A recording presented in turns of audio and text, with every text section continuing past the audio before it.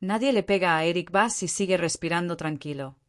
Eso fue lo primero que me dijo Carmela cuando entré al restaurante al día siguiente.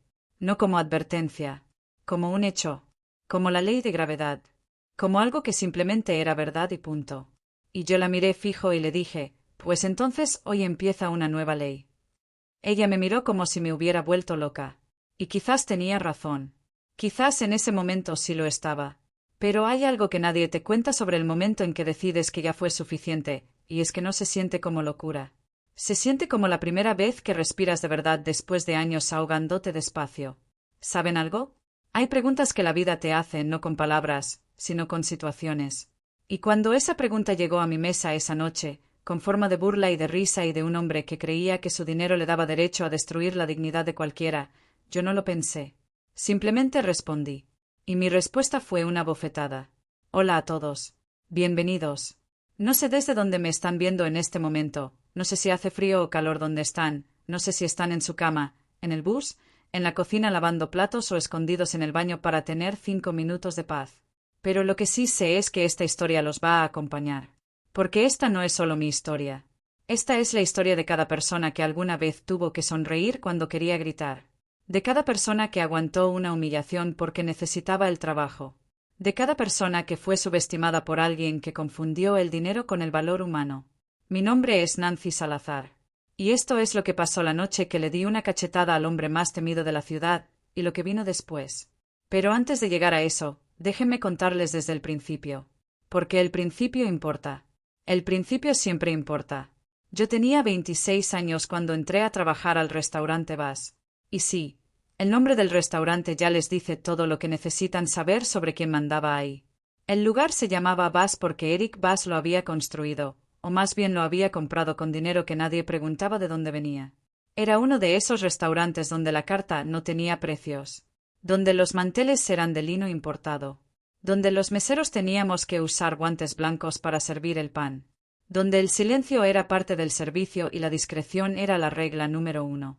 Yo llegué ahí por necesidad, no por elección, no por ambición, no porque soñara con trabajar en un lugar así. Llegué porque mi mamá llevaba 3 meses enferma, porque el alquiler de nuestro apartamento se estaba atrasando, porque mi hermano menor Tomás tenía 16 años y todavía necesitaba terminar el colegio, y porque yo era la única que podía sostener todo eso. Antes había trabajado en una cafetería pequeña cerca de casa. Ganaba poco, pero era suficiente para lo básico.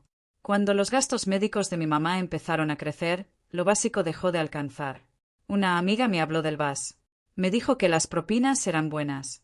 Me dijo que si aguantabas la presión, el dinero valía la pena. No me dijo nada sobre Eric. Bueno, sí me dijo algo. Me dijo que era el dueño y que a veces cenaba ahí. Me dijo que era intenso. Esa fue la palabra que usó. Intenso. Como si eso alcanzara para describir a un hombre que había construido la mitad de su fortuna en negocios que ninguna autoridad se atrevía a investigar. Como si intenso fuera suficiente para prepararte para la primera vez que lo veías entrar al restaurante y sentías que el aire cambiaba. Pero yo necesitaba el trabajo. Así que entré. Aprendí el menú en 3 días. Practiqué el protocolo de servicio hasta quedarme dormida de pie. Llegaba 1 hora antes de mi turno y me quedaba 1 hora después limpiando lo que nadie más quería limpiar. No porque fuera tonta, sino porque sabía que en lugares así, la única protección que tienes es ser indispensable. Y funcionó. En 6 meses me había ganado el respeto del jefe de sala, don Aurelio, que era un hombre pequeño y serio que llevaba 12 años en ese lugar y que sabía exactamente cómo sobrevivir en él. Él me enseñó las reglas no escritas, las que importaban. Cuando el señor Bass está en el restaurante, me dijo una vez mientras doblábamos servilletas, tú no existes. Sirves, te retiras y no vuelves hasta que te llaman. No lo miras más tiempo del necesario. No escuchas nada de lo que habla. Y nunca, nunca, Nancy, le respondes de vuelta si él dice algo. Yo asentí. Guardé eso en la cabeza. Lo usé como escudo durante meses. Y durante meses funcionó. Porque la verdad es que Eric Bass era exactamente como te lo imaginas cuando alguien dice mafia. No en el sentido de película, con trajes blancos y violines italianos. No, era más sutil que eso, y por eso daba más miedo. Era un hombre de 42 años, de complexión fuerte, con ese tipo de calma que solo tienen las personas que saben que nadie va a contradecirlas. Cuando entraba al restaurante, sus pasos eran lentos. deliberados. Como si el espacio entero le perteneciera y él simplemente le estuviera haciendo el favor de habitarlo. Tenía una mesa. Siempre la misma. La del rincón izquierdo del fondo, desde donde podía ver toda la sala sin que nadie pudiera verle la espalda. Los otros clientes aprendían rápido a no mirar hacia ese lado. El personal también. Yo había servido su mesa 4 veces antes de esa noche. Las 4 veces había sido exactamente como don Aurelio me enseñó. Llegaba, saludaba con una ligera inclinación de cabeza, preguntaba qué deseaban, servía, me retiraba. Eric nunca me miraba directamente. Para él, yo era parte del mobiliario. Una extensión del restaurante, como las sillas o las velas en las mesas. Y yo lo prefería así. Créanme. Pero la 5ª vez fue diferente. Era un martes. Lo recuerdo porque los martes eran los días más tranquilos del restaurante y yo siempre pedía turno los martes para poder salir un poco antes y llevarle la cena a mi mamá antes de que se durmiera. Ese martes había sido largo. Habíamos tenido una reserva grande a mediodía, un grupo de empresarios que dejaron las mesas hechas un desastre y propinas mediocres. Para las 8 de la noche yo ya llevaba más de 7 horas de pie y los pies me ardían. Eric llegó a las 8:15 con 2 hombres. No eran los mismos que venían usualmente con él. Uno era gordo, con una cadena de oro visible sobre la camisa. El otro era más delgado, con unos ojos pequeños y movedizos que lo hacían ver como alguien que siempre estaba calculando algo. Los 3 se instalaron en la mesa del fondo y empezaron a hablar en voz baja mientras el restaurante seguía funcionando a su alrededor. Me tocó servirles esa noche. Me acerqué a la mesa como siempre, con pasos medidos, sin hacer ruido innecesario, con la libreta en la mano y la expresión neutra que había aprendido a usar como uniforme. ¿Les gustaría algo para tomar, señores? Eric no levantó la vista. Siguió hablando con el hombre delgado sobre algo que no escuché porque, como me había enseñado don Aurelio, yo no escuchaba. El hombre de la cadena dorada asintió. Sí, tráiganos algo fuerte. Fui a buscar la bebida. Volví en menos de 3 minutos con 3 vasos y la botella que el sommelier había indicado para ese tipo de solicitud. Serví con cuidado. Primero al hombre de la cadena, luego al delgado, luego al propio Eric, que seguía sin mirarme. Me estaba retirando cuando el hombre delgado habló. Espere. Me detuve. Me giré hacia él con la misma expresión neutra. Sí, señor. Se recostó en la silla con esa clase de comodidad que tienen las personas que están acostumbradas a que el mundo espere por ellas. Cruzó los brazos. Me miró de arriba abajo, no de manera amenazante, sino evaluadora, como si estuviera decidiendo si yo valía su tiempo para lo que iba a decir. Quiero hacerle una pregunta, dijo. Una pregunta hipotética. Yo no dije nada. Solo esperé. Imagínese, continuó, que usted tiene un familiar que está pasando por un momento muy difícil. Y de la nada, le cae a usted una suma de dinero importante. Pero al mismo tiempo, aparece una inversión que le puede dar un 40-50% de ganancia en pocos meses. Hizo una pausa. ¿Qué hace? ¿Le ayuda a su familiar o invierte el dinero? No era una pregunta inocente. Lo sabía. Estaba diseñada para ver cómo reaccionaba. Para divertirse un poco a mi costa. Para matar el tiempo entre tragos. Pero también era una pregunta real. Y yo tenía una respuesta real. Le ayudaría a mi familiar, dije sin dudar. Prefiero levantar a alguien que esperar por una ganancia. Lo dije tranquila.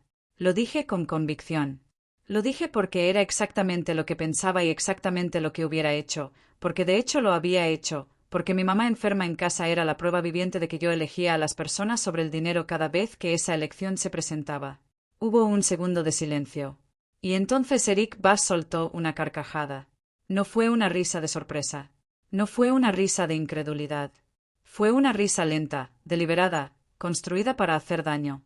La clase de risa que alguien suelta cuando quiere que el otro entienda perfectamente que está siendo ridiculizado. Se recostó en su silla, sacudió la cabeza, y me miró por primera vez en toda la noche. Directo a los ojos. Por eso eres pobre, dijo. Fríamente.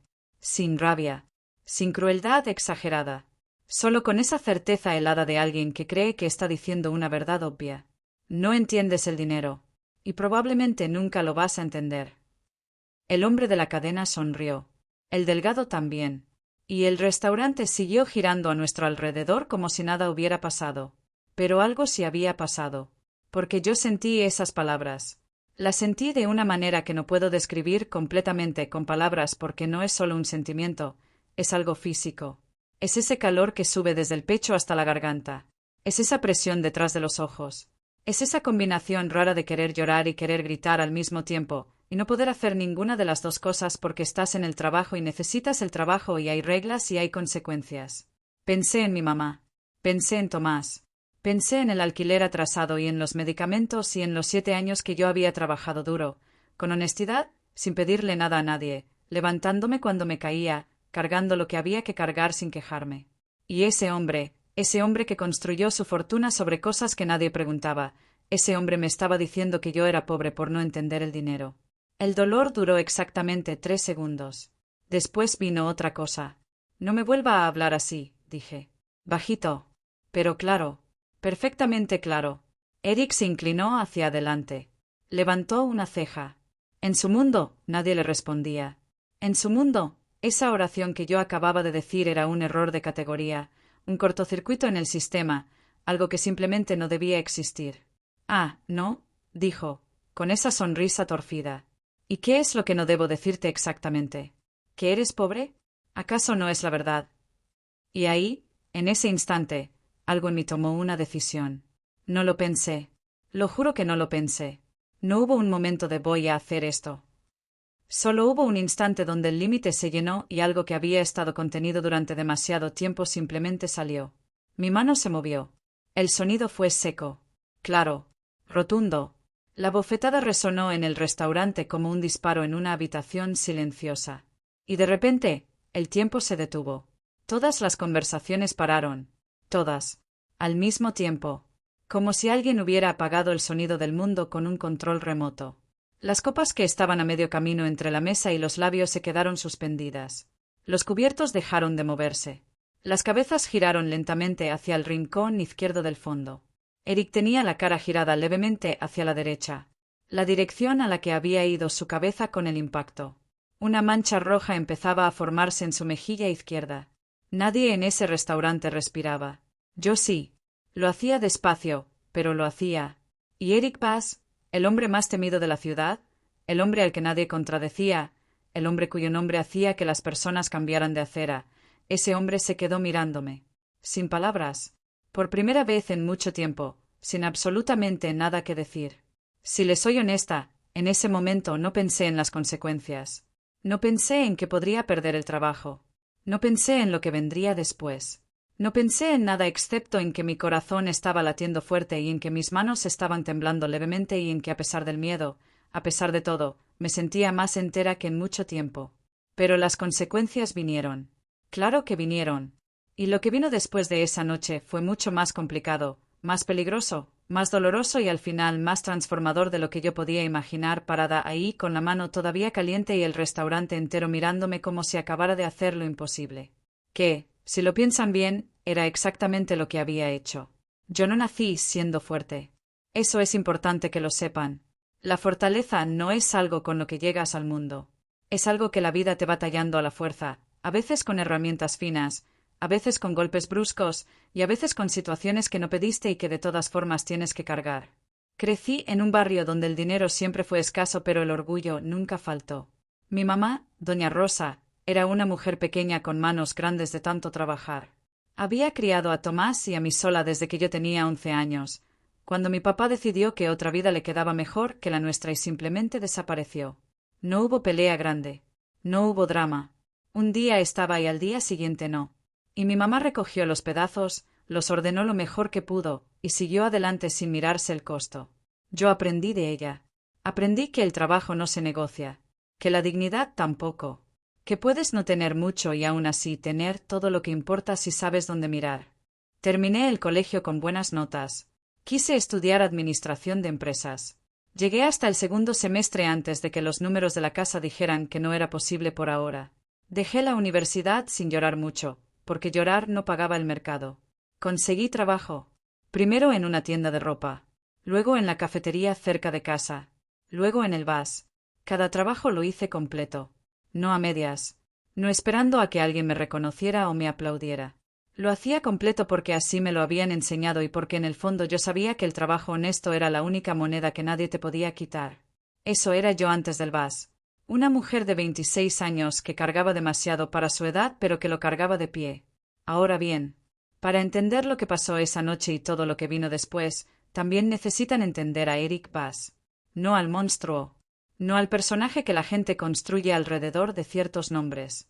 Al hombre. Porque los monstruos son más fáciles de odiar cuando los entiendes como personas, y esta historia requiere que entiendan todo. Eric Bass tenía 42 años cuando yo entré al restaurante. Había nacido en una familia con dinero, pero no del tipo de dinero antiguo con modales y discreción. Era dinero nuevo, ruidoso, construido por su padre con métodos que nunca fueron completamente limpios. Cuando el padre murió, Eric heredó los negocios. Todos. Los legales y los otros. Lo que lo hacía diferente de otros hombres en su posición era que Eric era inteligente. No de esa inteligencia que se muestra, sino de la que se oculta. Sabía exactamente cuándo hablar y cuándo callarse. Sabía leer a las personas con una rapidez que daba miedo. Y sabía, sobre todo, que el poder real no se anuncia. Se demuestra. El restaurante Bass era parte de esa demostración. Era su escaparate. El lugar donde recibía a personas que necesitaban quedar bien con él. Donde hacía negocios frente a todos sin que nadie pudiera decir exactamente qué tipo de negocios eran. Donde la elegancia del lugar funcionaba como una cortina de humo perfecta. El personal que trabajaba ahí lo sabía. No todo, pero suficiente. Suficiente para moverse con cuidado. Para no hacer preguntas. Para sonreír y servir y no existir más allá de eso. Y durante meses, yo fui exactamente esa persona. Pero hay algo que Eric Bass nunca calculó, y era que las personas invisibles observan. Porque cuando nadie te mira, tú puedes mirar a todos. Y yo, en esos meses de servir mesas y retirarme y volver, había aprendido cosas sobre ese restaurante y sobre el hombre que lo dirigía que ningún periodista, ningún investigador, ninguna persona importante había logrado descubrir. No porque fuera lista en ese sentido, sino porque era constante. Y la constancia ve cosas que la brillantez se pierde. Pero eso vendría después. Antes de todo eso, estaba esa noche. Y antes de esa noche, estaba la semana que la precedió. Y en esa semana pasó algo que nadie en el restaurante conoció. Algo que tiene todo que ver con por qué reaccioné como reaccioné cuando Eric dijo lo que dijo. 3 días antes de esa noche, mi mamá había tenido una recaída. Llevaba meses con un problema renal que los médicos controlaban con medicamentos que no eran baratos. Habíamos logrado mantenerlo estable. Yo ajustaba cada gasto, calculaba cada peso, organizaba mis propinas de la semana para cubrir lo que el seguro no alcanzaba a pagar. Habíamos encontrado un ritmo difícil pero sostenible. Y entonces un martes por la mañana, mientras yo dormía después de un turno nocturno, Tomás me despertó con la cara blanca. Nancy, mamá está muy mal. La llevamos al hospital. Le hicieron exámenes. El médico nos explicó con esa amabilidad cansada de quien da malas noticias seguido que el medicamento que había estado funcionando había dejado de ser suficiente. Necesitaba un tratamiento diferente. Más caro. Significativamente más caro. Nos dijo la cifra. Tomás me miró. Yo miré al médico. El médico nos miró a los dos con esa expresión que dice entiendo que es difícil, pero es lo que hay. Salí del hospital con mi mamá estabilizada por el momento y con un número en la cabeza que no me dejaba respirar bien. Hice los cálculos en el bus de regreso a casa. Hice los cálculos otra vez esa noche. Los hice de nuevo a la mañana siguiente. No alcanzaba. Con lo que ganaba en el restaurante, con las propinas, con todo, no alcanzaba para cubrir ese tratamiento en el tiempo que el médico recomendaba. Tenía opciones, pero ninguna buena. Podía pedir un préstamo, pero mis antecedentes crediticios no eran los mejores después de años de ingresos irregulares. Podía pedirle a alguien, pero no había a quién. Podía esperar y ver si algo cambiaba, pero esperar cuando alguien que amas necesita tratamiento médico no es realmente una opción. Llegué al restaurante esa noche cargando todo eso. 7 horas de turno con ese peso encima. Sirviendo mesas, sonriendo, siendo profesional, haciendo mi trabajo completo como siempre, mientras por dentro hacía cuentas que no cerraban. Y entonces llegó Eric con sus 2 acompañantes. Y el hombre delgado hizo su pregunta hipotética sobre ayudar a un familiar o invertir el dinero. Y yo respondí desde lo más honesto que tenía porque la pregunta, aunque era un juego para él, para mí era completamente real. Y Eric se rió. Y dijo lo que dijo. ¿Entienden ahora por qué mi mano se movió? No fue solo orgullo. No fue solo rabia. Fue todo junto. Fue los meses de trabajo silencioso. Fue los medicamentos de mi mamá. Fue Tomás con 16 años mirándome con esa cara de ¿qué hacemos? Fue 7 años de levantarme sola sin pedirle nada a nadie. Fue todo eso concentrado en ese segundo donde un hombre que nunca había necesitado trabajar honestamente un día de su vida decidió que tenía derecho a explicarme por qué yo era pobre. Ese fue el momento. Y esa fue mi respuesta.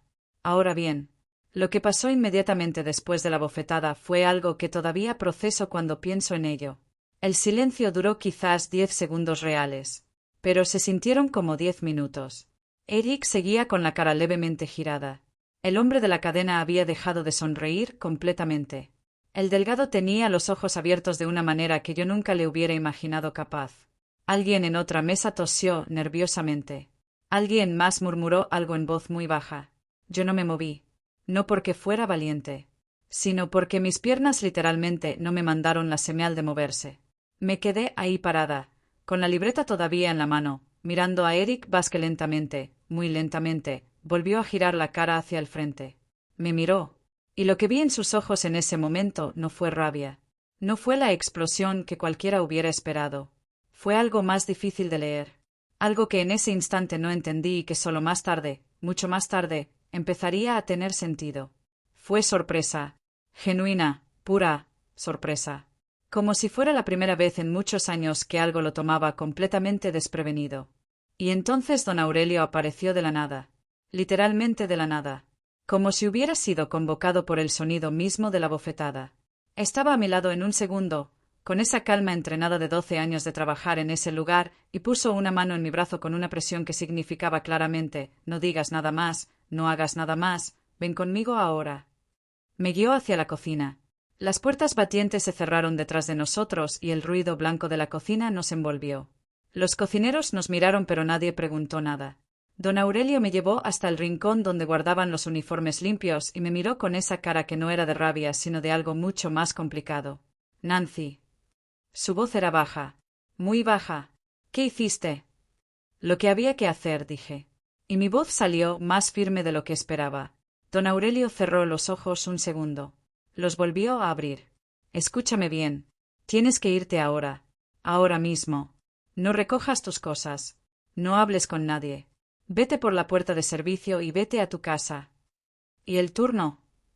El turno no importa. Escúchame, Nancy. Se acercó un poco más. Ese hombre no es alguien que olvida las cosas. Lo que pasó allá afuera no se queda en ese salón. ¿Entiendes lo que te estoy diciendo? Lo entendía. Claro que lo entendía. Había entendido exactamente qué tipo de hombre era Eric Bass desde el primer mes de trabajo. Por eso el miedo que empezaba a instalarse en mi pecho en ese momento era real. No lo voy a minimizar. Era un miedo real y con razón de serlo. Pero también había algo más. Algo que don Aurelio no podía ver y que yo apenas empezaba a identificar. Porque cuando salí por la puerta de servicio y caminé las 3 cuadras hasta la parada del bus con el frío de la noche pegándome en la cara, lo que sentía no era solo miedo. Era también, y esto va a sonar raro, una claridad que hacía mucho no tenía. Como si algo que había estado nublado se hubiera despejado de golpe. Como si la bofetada no solo la hubiera dado yo, sino que me la hubiera dado a mí misma. Para despertar. Llegué a casa. Mi mamá dormía. Tomás estaba despierto estudiando con los audífonos puestos y me saludó con la mano sin quitárselos. Me senté en la cocina. Me serví un vaso de agua. Y me quedé ahí, en el silencio de esa cocina pequeña, pensando en lo que había hecho y en lo que vendría. Sabía que me iban a despedir. Eso era seguro. Aunque no hubiera un hombre como Eric Bass involucrado, una mesera que le pega a un cliente queda despedida. Con Eric Bass involucrado, lo que vendría podía ser bastante peor que un despido. Pero también sabía otra cosa. Algo que no le había dicho a don Aurelio. Algo que nadie en ese restaurante sabía. En esos meses de ser invisible, de servir y retirarme y no existir, yo había visto cosas. Había escuchado cosas, sin querer, sin buscarlas, simplemente porque cuando eres invisible la gente habla frente a ti como si fueras parte de los muebles. Había visto reuniones. Había visto sobres que cambiaban de mano. Había visto a ciertos hombres llegar con ciertas caras y salir con otras. Había visto a Eric tomar decisiones que no tenían nada que ver con el menú ni con el servicio ni con nada que tuviera que ver con un restaurante legítimo. No sabía exactamente qué significaba todo lo que había visto, pero lo había guardado. En mi cabeza, con fechas y detalles, sin saber para qué lo guardaba, solo sabiendo que algún día podía importar. Y esa noche, sentada en mi cocina con un vaso de agua y el miedo instalado en el pecho, tuve la primera sensación de que ese día quizás había llegado. Dormí 3 horas. A las 6 de la mañana sonó mi teléfono. Era un número que no tenía guardado. Lo dejé sonar. Volvió a sonar. Lo dejé sonar de nuevo. A la tercera llamada lo contesté. Nancy Salazar. No era una pregunta. Era una afirmación. La voz del otro lado era una voz de hombre que yo no reconocí de inmediato. Sí, dije. El señor Bass quiere hablar con usted. Esta tarde. A las 3. Hubo una pausa. ¿Quiere que le diga que sí o que no? Y ahí estaba. La primera decisión real después de esa noche. Decir que sí era caminar hacia territorio desconocido y peligroso. Decir que no era quizás provocar algo peor. Pensé en mi mamá. Pensé en los medicamentos. Pensé en Tomás. Pensé en lo que había visto en los ojos de Eric Bass en ese segundo después de la bofetada. Dígale que sí, dije. Y colgué. A las 2:50 de la tarde estaba parada frente a un edificio que no era el restaurante. El hombre que me había llamado me había dado una dirección. Un edificio de oficinas en una zona que no era exactamente el centro de la ciudad, pero tampoco era el tipo de lugar donde uno esperaría encontrar el despacho privado de alguien. Era discreto. Eso era lo que era. Discreto de esa manera calculada que dice que quien lo eligió sabía exactamente lo que hacía. Subí al 4.º piso. Había un hombre en la recepción que me miró como si me esperara y me indicó con la cabeza que siguiera adelante. Caminé por un corredor hasta una puerta al fondo. Toqué. Adelante. La voz de Eric. Entré. Era una oficina grande pero no ostentosa. Una mesa de trabajo seria, llena de papeles y carpetas. 2 sillas frente a la mesa. Una ventana que daba a la calle. Eric estaba de pie junto a la ventana cuando entré. Se giró cuando escuchó la puerta. La marca en su mejilla ya no era visible. Solo habían pasado unas horas, pero Eric Bass no era el tipo de hombre que dejaba que las huellas se le notaran. Nos miramos. No dije nada. Él tampoco, por un momento. Siéntese, dijo finalmente. Me senté. Él también se sentó. Al otro lado de la mesa. Me miró con esa atención fija que yo le había visto usar con otras personas y que ahora entendí completamente. Era una evaluación. Sistemática. Como si estuviera catalogando cada detalle y archivándolo. ¿Sabe cuántas personas en esta ciudad me dirían lo que usted me dijo anoche? Preguntó. No, dije. Ninguna. Lo dijo sin énfasis especial. Solo como un dato. Ninguna persona en esta ciudad me diría lo que usted me dijo. Y desde luego ninguna haría lo que usted hizo. Esperé. Eso me genera 2 pensamientos, continuó. El primero es que usted es extremadamente imprudente. ¿Y el segundo? Pregunté.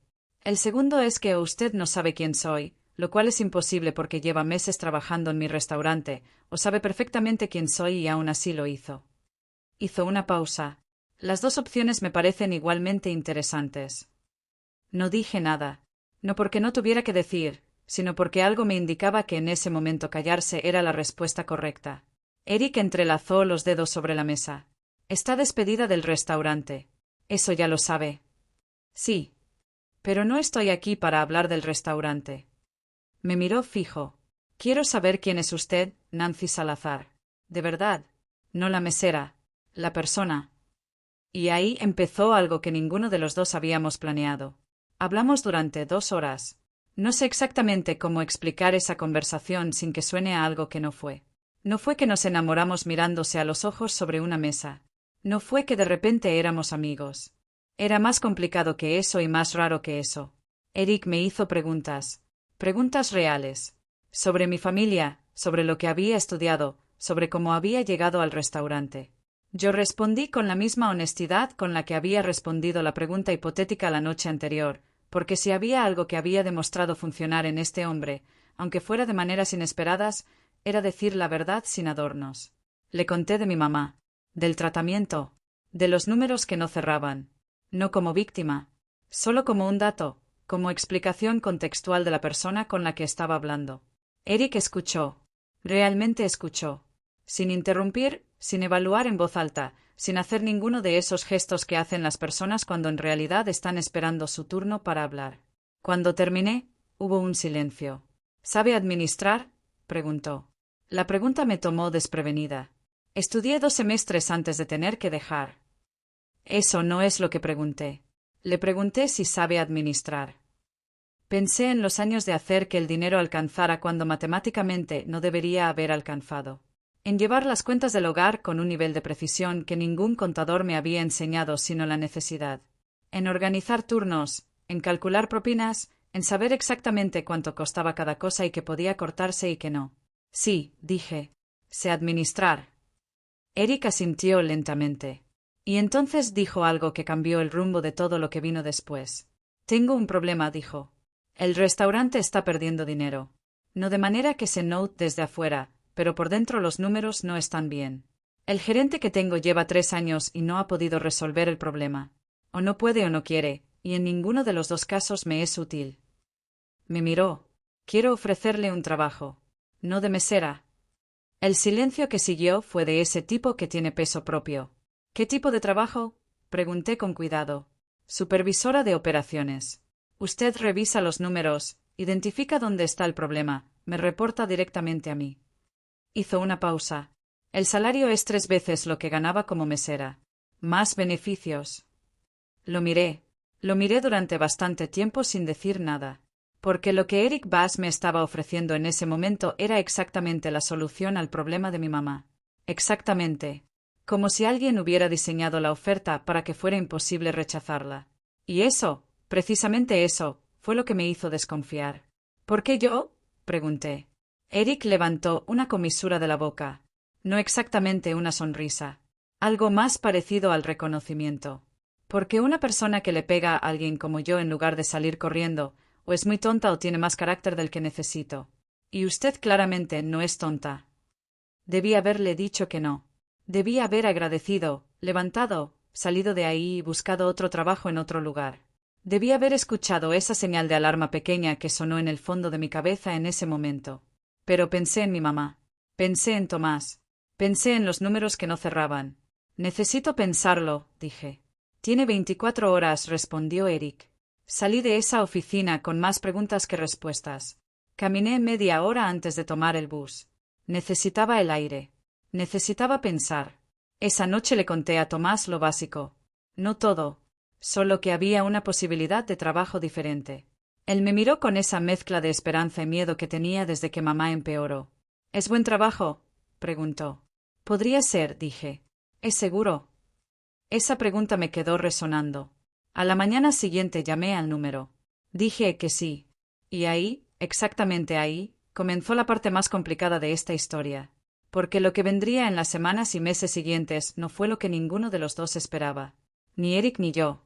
Porque cuando pones a una persona honesta en medio de un mundo que funciona con reglas que no lo son, algo tiene que ceder. Y la pregunta que tardé demasiado en hacerme era cuál de los 2 iba a ceder primero. La respuesta me iba a costar todo. Pero también me iba a enseñar más de lo que cualquier universidad, cualquier trabajo, cualquier libro me hubiera podido enseñar sobre el poder, sobre el dinero y sobre lo que de verdad significa conocer a alguien. Incluso cuando ese alguien es el hombre más peligroso de la ciudad.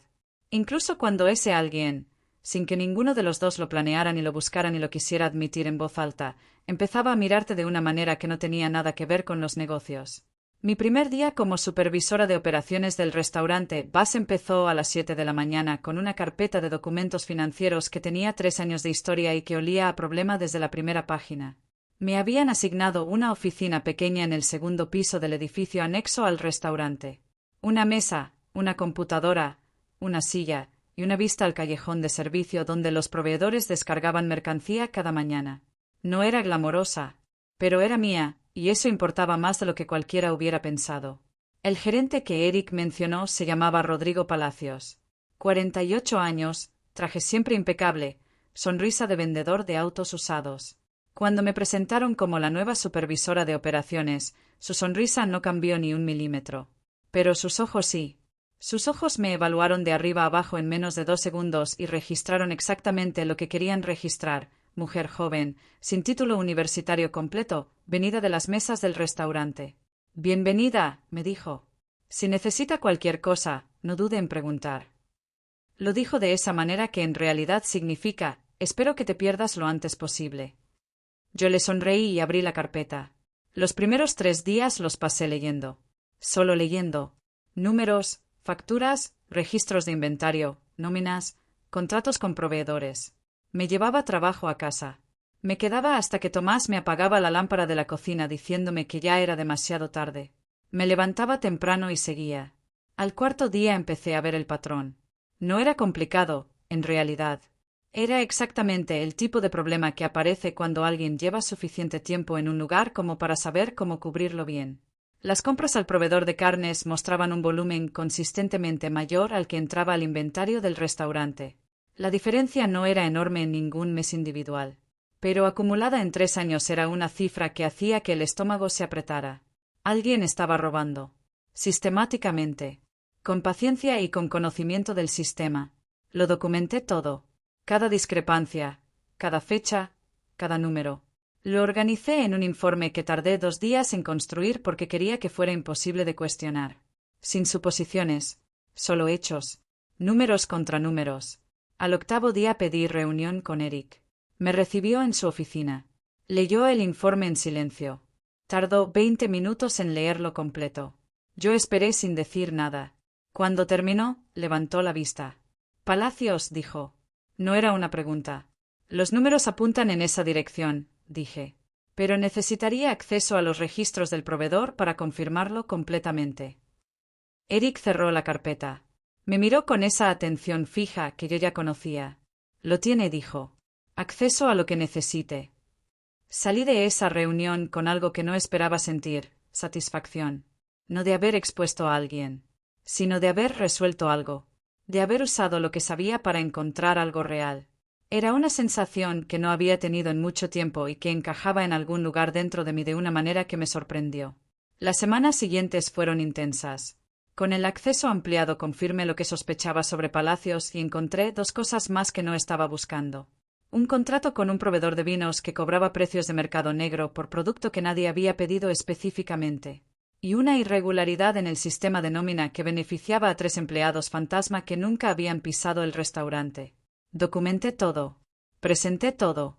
Eric actuó con la velocidad y decisión que, descubrí, era su manera de operar en todo.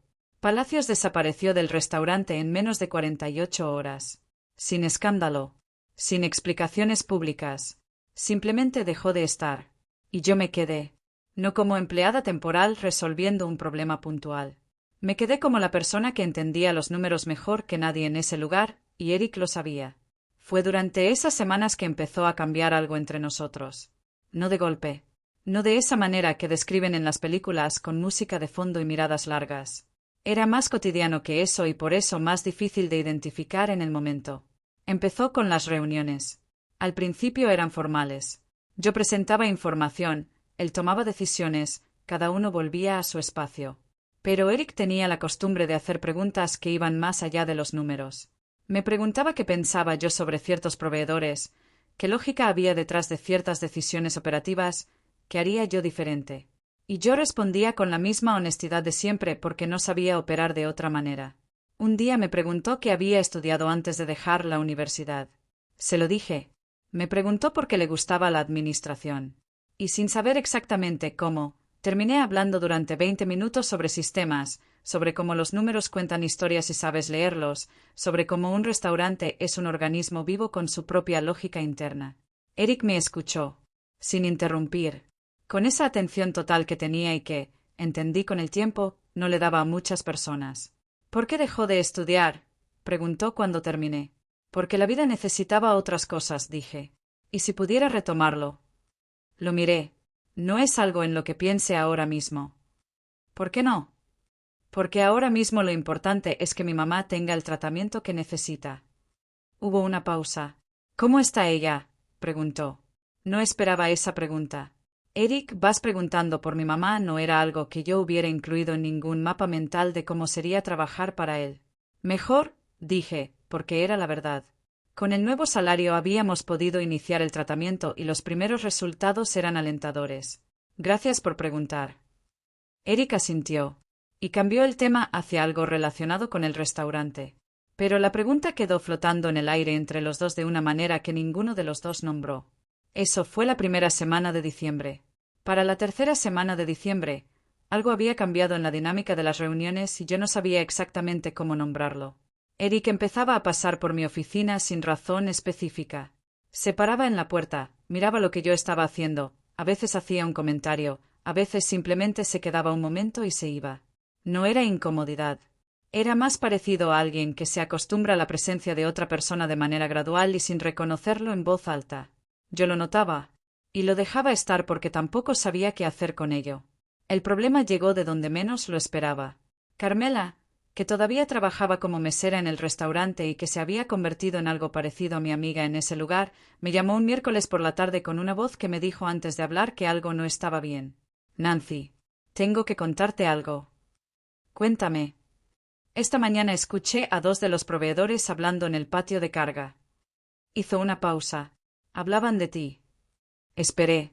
Decían que alguien les avisó que tú estás preparando un informe más grande. Uno que tiene que ver con cosas que van más allá del restaurante. Otra pausa. Y que ese alguien les dijo que si ese informe llega donde tiene que llegar, hay personas que van a perder mucho dinero. El silencio que siguió en mi lado de la línea fue total. Nancy. Sí, dije. Te escucho. ¿Es verdad? Estás haciendo ese informe. Y ahí estaba. La pregunta que revelaba el problema real. Porque sí, yo estaba haciendo ese informe. No lo había buscado. Lo había encontrado mientras documentaba las irregularidades del restaurante. Había números que conectaban el VAS no solo con Palacios y sus pequeños robos, sino con algo más grande. Con movimientos de dinero que claramente no venían de la venta de comida por más cara que fuera la carta. Lo había estado documentando en silencio porque no sabía todavía qué hacer con ello. Porque ese territorio era completamente diferente al de las facturas de carne y los proveedores de vino. Ese territorio tenía consecuencias que podían ir mucho más allá de un gerente desapareciendo en 48 horas. Y alguien ya lo sabía. Escúchame bien, Carmela, dije. ¿Viste quiénes eran esos proveedores? Me dio 2 nombres. Los anoté. Los reconocí de los registros. No le digas a nadie que me llamaste, dije. Y no busques más información sobre esto. Por favor.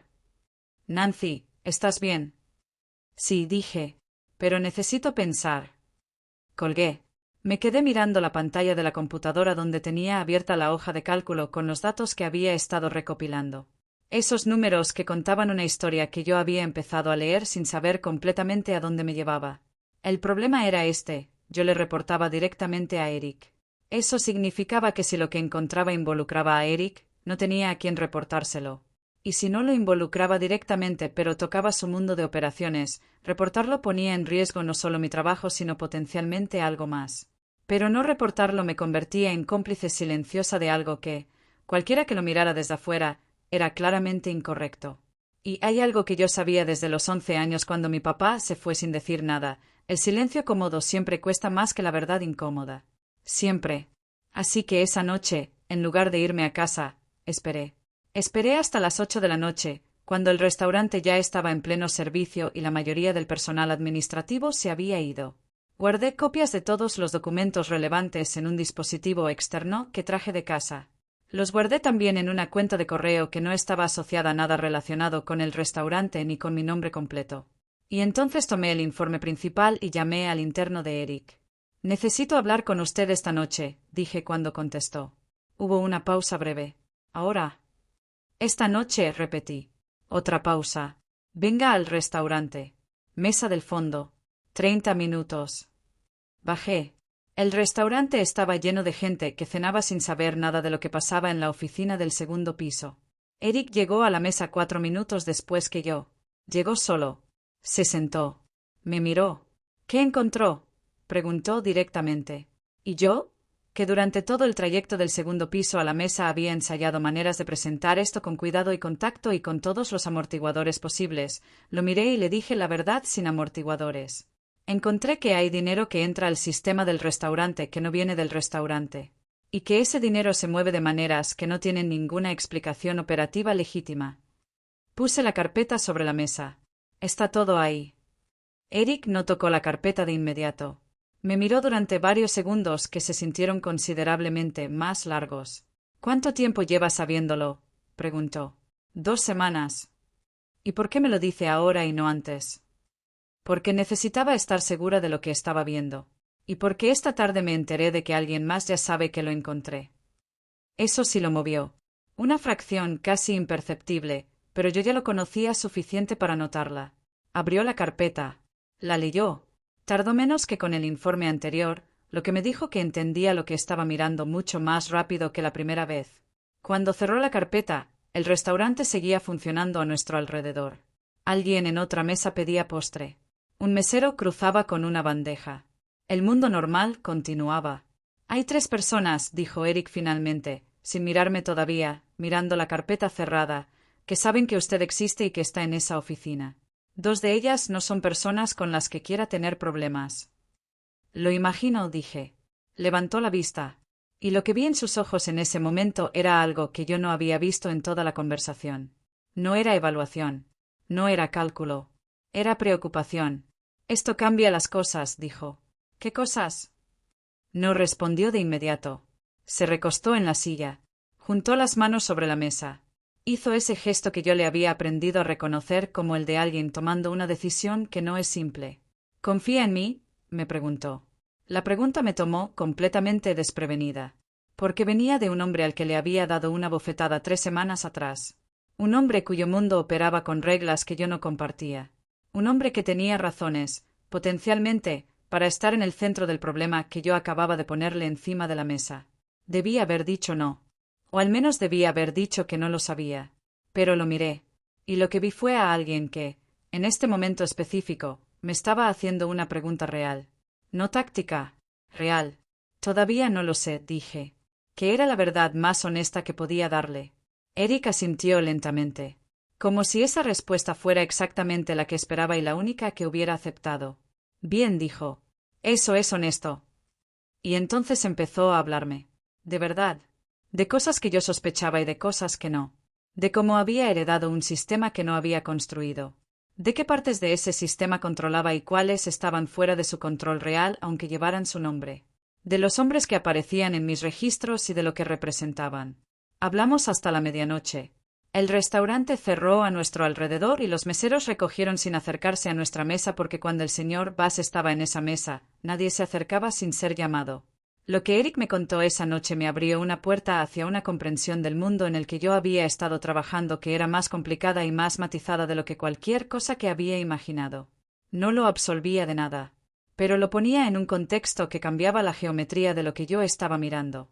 Y en algún punto de esa conversación, sin que ninguno de los dos lo marcara como un momento específico, algo cruzó una línea que no habíamos trazado conscientemente pero que los dos sabíamos que existía.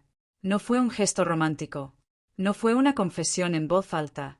Fue simplemente el momento en que 2 personas que han estado evaluándose mutuamente dejan de hacerlo y empiezan a simplemente estar. Él me preguntó cómo había aprendido a leer los números de esa manera. Yo le pregunté cómo había aprendido a leer a las personas de la manera en que lo hacía. Y la conversación que siguió no fue sobre el restaurante, ni sobre los documentos, ni sobre los hombres cuyos nombres aparecían en mis registros. Fue sobre nosotros. Sobre cómo éramos antes de ser quienes éramos ahora. Sobre qué habíamos perdido en el camino y que habíamos encontrado que no esperábamos. Llegué a casa a la 1 de la mañana con la cabeza llena de cosas que no sabía cómo ordenar. Tomás ya dormía. Mi mamá también. La casa estaba en silencio. Me senté en la cocina. La misma cocina donde me había sentado la noche de la bofetada con el miedo instalado en el pecho. Ahora el miedo seguía estando. Pero había algo más con él. Algo que todavía no me atrevía a nombrar en voz alta porque nombrarlo hacía que fuera real y real significaba que tenía consecuencias. Y yo ya tenía suficientes consecuencias pendientes. Pero lo que no sabía en ese momento, lo que no podía saber, era que las consecuencias que venían no eran las que yo estaba calculando. Eran más grandes, más personales. Y venían de una dirección que ni en mis cálculos más cuidadosos había considerado. Porque había alguien más en esa historia. Alguien que yo todavía no conocía pero que me conocía a mí. Que sabía mi nombre, mi dirección, dónde trabajaba y qué estaba haciendo. Y que había decidido que mi existencia representaba un problema que había que resolver. Lo que vino después de esa noche me quitó cosas que creía seguras. Me empujó a lugares donde no había querido ir. Y me enseñó la diferencia entre conocer a alguien y entender a alguien. A veces son la misma cosa. Y a veces no podrían ser más distintas. La llamada llegó un jueves. Yo estaba en mi oficina revisando contratos de proveedores nuevos que Eric quería evaluar antes de firmar. Era una mañana normal, o lo que había aprendido a considerar normal en ese trabajo, intensa, densa de información, pero manejable. Había desarrollado una rutina que funcionaba. Llegaba temprano, trabajaba con método, reportaba lo necesario, me iba a tiempo para cenar con mi mamá y con Tomás. Mi mamá seguía mejorando.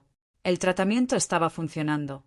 El médico había dicho en la última consulta que si la tendencia continuaba, podríamos reducir la medicación en 3 meses. Tomás había subido sus notas en el colegio. Yo dormía 5 horas seguidas por primera vez en mucho tiempo. Las cosas, dentro de toda su complejidad, estaban mejorando. Y entonces sonó el teléfono. El número en la pantalla era el de Carmela. «Hola, Car», contesté sin apartar los ojos del contrato. «Nancy». Su voz. Solo con escucharla supo que algo estaba mal. Ese tono específico que tienen las personas cuando están a punto de decirte algo que no quieren decir. «¿Tienes un momento?» Dejé el contrato. «¿Qué pasó?» Un silencio breve. «¿Conoces a una mujer que se llama Valeria Montes?» El nombre no me decía nada. «No». «¿Quién es?» Otro silencio. Más largo. «Car, dime». «Es la mujer con la que Eric lleva 2 años». Una pausa. «¿Su novia?» o algo así. Nadie sabe exactamente cómo llamarlo, pero ella aparece en eventos con él. Tiene acceso al restaurante fuera de horario, y según lo que me dijo hoy la chica de guardarropa, tiene una llave del apartamento de Eric. Lo que siguió a esas palabras en mi interior no fue lo que alguien esperaría. No fue rabia de inmediato. Fue algo más parecido a cuando pisas un escalón que creías que estaba ahí y descubres que no. Ese segundo de caída libre antes de que el cuerpo entiende lo que pasó. «¿Por qué me cuentas esto?», pregunté. Aunque ya lo sabía. «Porque esta mañana Valeria Montes estuvo en el restaurante. Preguntó por ti. Con nombre y apellido». Carmela bajó la voz. Le dijo a Andreina de recepción que quería saber quién era la mujer que trabaja con Eric en la oficina del segundo piso. Y cuando Andreina le dijo tu nombre, ella dijo, y lo cito textual, Nancy, dijo, «Esa ya tiene los días contados». Me quedé mirando la pared frente a mi escritorio. «Andreina te lo contó a ti». «Me lo contó porque sabe que somos amigas. Y porque se asustó». «¿Cómo es ella?» «Valeria». Carmela tardó un segundo. «Bonita. Muy arreglada. De esas mujeres que parecen saber exactamente el efecto que tienen en una habitación». Otra pausa. Y Nancy llegó con 2 hombres. No era una visita casual. Colgué. Me quedé sentada mirando el contrato abierto sobre mi escritorio sin leer una sola palabra. Porque lo que me acababa de decir Carmela no era solo información sobre la vida personal de Eric. Era información sobre una amenaza. Una directa, con nombre, con visita presencial, con 2 acompañantes que nadie había invitado. Y era información sobre algo más que yo había estado evitando nombrar desde aquella noche de la medianoche en el restaurante vacío. Porque durante las semanas que siguieron a esa conversación, algo había continuado desarrollándose entre Eric y yo. Despacio, sin anuncios, sin declaraciones, pero real. Tan real que yo lo había empezado a considerar como parte de mi vida de una manera que no había calculado y que no había pedido permiso a ninguna parte de mi racional para instalarse. No habíamos hablado de ello directamente. No era el tipo de conversación que ninguno de los dos parecía saber cómo iniciar. Pero había momentos. Muchos momentos. Una mano que se queda un segundo más de lo necesario. Una mirada que dice algo que ninguno de los dos pone en palabras. La manera en que él preguntaba por mi mamá al final de cada reunión, sin que formara parte de ninguna agenda. Yo lo había dejado ser porque no saber el nombre de algo no significa que no existe. Pero aparentemente alguien más sí sabía el nombre. Y había venido al restaurante a dejar un mensaje. Subí al piso de Eric. Toqué la puerta. Entré. Él estaba en una llamada. Levantó la vista cuando entré. Algo en mi expresión lo hizo terminar la llamada más rápido de lo habitual. «¿Qué pasó?», preguntó. «Valeria Montes», dije. El cambio en su cara fue pequeño, pero lo vi. Una tensión que se instaló alrededor de los ojos. El tipo de tensión que aparece cuando alguien escucha un nombre que complica muchas cosas al mismo tiempo. «¿Qué sobre ella?», preguntó. «Estuvo aquí esta mañana». Preguntó por mí. Con nombre completo. Se fue diciendo que tengo los días contados. Me senté sin que me invitara. Y vino con 2 hombres.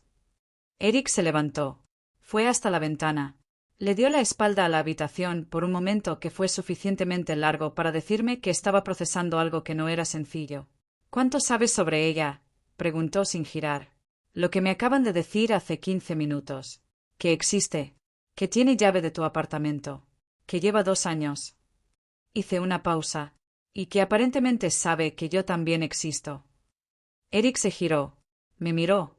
Y en su cara había algo que yo había aprendido a reconocer como el equivalente a un hombre que está tomando inventario de cuánto le cuesta la honestidad en este momento específico. Valeria no es solo mi novia, dijo. Es la hija de uno de los hombres que aparece en tus registros. El silencio que siguió tuvo temperatura propia. ¿Cuál de ellos? Pregunté. Heriberto Montes. Lo busqué en mi memoria. Apareció inmediatamente porque Heriberto Montes era uno de los nombres que aparecía con más frecuencia y con los montos más grandes en los movimientos que yo había documentado. ¿Cuánto tiempo llevan juntos? Pregunté. 2 años. Volvió a la silla. Se sentó. La relación no fue algo que yo elegí completamente. Cuando uno opera en ciertos espacios, algunas cosas se esperan. Me miró fijo. No es una excusa. Es un contexto. Ella sabe lo que haces. Sabe suficiente para ser peligrosa si decides serlo. Y está decidiendo serlo. Parece que sí. Puso las manos sobre la mesa. Porque alguien le dijo que las cosas estaban cambiando en este lugar. Y Valeria no es una mujer a la que le guste que las cosas cambien sin su aprobación. Lo miré. Y están cambiando. Eric no respondió de inmediato. Y esa pausa específica, me dijo más que cualquier respuesta verbal que hubiera podido dar. Las cosas siempre cambian, dijo finalmente. No era la respuesta que yo había preguntado. Los dos lo sabíamos. Pero tampoco era una negativa. Y en ese momento, con Valeria Montes recién salida del edificio con sus 2 acompañantes y su amenaza dejada en recepción, con Heriberto Montes en mis registros y con todo lo que eso significaba, yo tendría que haber tomado la decisión más sensata de mi vida y haber empezado a buscar la salida. Tendría que haber recogido mis copias de los documentos, haberle agradecido a Eric la oportunidad, haberme ido a buscar otro trabajo en otro lugar donde las complicaciones no tuvieran este tipo de peso específico. Pero no lo hice. Por 2 razones que en ese momento me parecían suficientes y que más tarde me costarían mucho entender. La primera era que los documentos que yo tenía representaban algo real. Algo que si llegaba a las personas correctas podía significar consecuencias concretas para un sistema que funcionaba sobre el daño de muchas personas que nunca supieron que sus vidas estaban siendo afectadas por decisiones tomadas en restaurantes elegantes durante cenas de negocios discretas. La segunda razón era Eric. Y sé que eso suena a exactamente el tipo de decisión que en las películas lleva a las protagonistas a situaciones de las que después tienen que ser rescatadas. Pero la realidad era más complicada que eso. Porque Eric Bass, el hombre del que todo el mundo tenía miedo, era también el hombre que preguntaba por mi mamá al final de cada reunión. El hombre que me escuchaba cuando hablaba. El hombre que en aquella conversación de medianoche me había mostrado algo que yo no había esperado encontrar en ninguna persona que viviera en ese mundo, duda real sobre si el camino que estaba transitando era el que quería transitar. Eso no lo excusaba. Lo hacía humano. Y a veces humano es suficiente para que una persona como yo no se vaya. Así que me quedé. Y durante las 2 semanas que siguieron, la situación se tensó de una manera que yo podía sentir físicamente. Como cuando el tiempo cambia antes de una tormenta y el aire tiene una densidad diferente. Valeria Montes volvió al restaurante. 2 veces. Ambas veces yo no estaba en el edificio por coincidencia de horario, pero Carmela me informó cada vez. La segunda visita fue más larga y más visible. Valeria se sentó en la barra, pidió algo de tomar y habló con varios miembros del personal de una manera que Carmela describió como no amenazante pero tampoco amistosa. Como alguien que está tomando inventario. Al mismo tiempo, en mi oficina, los documentos seguían creciendo. Porque los números no paran de hablar cuando sabes escucharlos. Y lo que empezaron a decirme en esas 2 semanas era algo que cambiaba completamente mi comprensión de la situación. Encontré algo que Eric no me había contado. No porque me lo hubiera ocultado activamente. Al menos eso quería creer. Sino porque había partes del sistema que ni él mismo controlaba completamente y cuyos registros habían quedado enterrados bajo capas de documentación que requerían exactamente el tipo de atención metódica que yo llevaba semanas aplicando. Lo que encontré fue esto: había una transferencia. Una sola, pero significativa. Databa de 16 meses atrás. Y el origen de esa transferencia, cuando seguí el rastro de los números con la paciencia que había aprendido a tener con esta clase de trabajo, llevaba a una cuenta que estaba a nombre de Eric Bass directamente. No de una empresa asociada. No de un intermediario. De él. De su nombre completo. Me quedé mirando esa pantalla durante 40 minutos sin moverme. Porque esa transferencia cambiaba todo. Cambiaba lo que yo creía que era la naturaleza de la participación de Eric en el sistema. Cambiaba el nivel de riesgo de lo que yo estaba haciendo al tener esos documentos. Y cambiaba, de una manera que me costó más admitir que cualquiera de las otras dos cosas, la imagen que yo había construido de él en esas semanas. Guardé todo. Actualicé las copias. Y me fui a casa esa noche sin decirle nada a nadie. Tomás notó algo. Me conoce demasiado bien para no notarlo. ¿Estás bien?, preguntó mientras cenábamos. Sí, dije. Mentira, dijo él, con esa tranquilidad directa de los 16 años que todavía no saben que hay situaciones donde es mejor no decir la verdad en voz alta. Sonreí. Estoy procesando algo. ¿Tiene que ver con el trabajo? Sí. ¿Puedo ayudar? Lo miré. Mi hermano de 16 años, con su cara seria y sus manos de adolescente, todavía y esa manera de ofrecerse que tenía que me recordaba tanto a mi mamá que a veces me costaba mirarlo de frente. Ya ayudas, le dije. Solo con existir. Esa noche no dormí bien. Me la pasé haciendo lo que hago cuando tengo un problema que no sé cómo resolver, ordenarlo, ponerlo en partes, ver qué parte puedo controlar y qué parte no. La parte que no podía controlar era lo que ya había pasado. Los documentos existían. Valeria Monte sabía que yo existía. La transferencia a nombre de Eric existía. La parte que sí podía controlar era qué hacía con todo eso. Y mientras pensaba en eso, en el silencio de esa noche, sonó un mensaje en mi teléfono. Era de Eric. Necesito contarle algo. Mañana. Importante. Lo leí 3 veces. Y tuve la sensación, esa sensación que aparece en el cuerpo antes de que la mente termine de procesarlo, de que lo que venía mañana iba a ser el punto donde todo, absolutamente todo, cambiaba de forma. No me equivoqué. Pero lo que no calculé fue en qué dirección cambiaría. Porque hay veces en que preparas para una tormenta y lo que llega es un terremoto. Y son fenómenos completamente distintos que requieren cosas completamente distintas de ti. Y yo, en ese momento, todavía no sabía cuál de los dos se estaba acercando. El mensaje de Eric llegó a las 11 de la noche. A las 7 de la mañana siguiente yo ya estaba en el edificio. No porque me hubiera dicho que llegara temprano, sino porque no había podido dormir más de 2 horas seguidas y porque hay momentos en que el cuerpo entiende que quedarse quieto es peor que moverse. Así que me moví. Me levanté. Me vestí. Le dejé el desayuno listo a Tomás en la cocina con una nota que decía que volvería tarde. Besé a mi mamá en la frente sin despertarla. Y salí.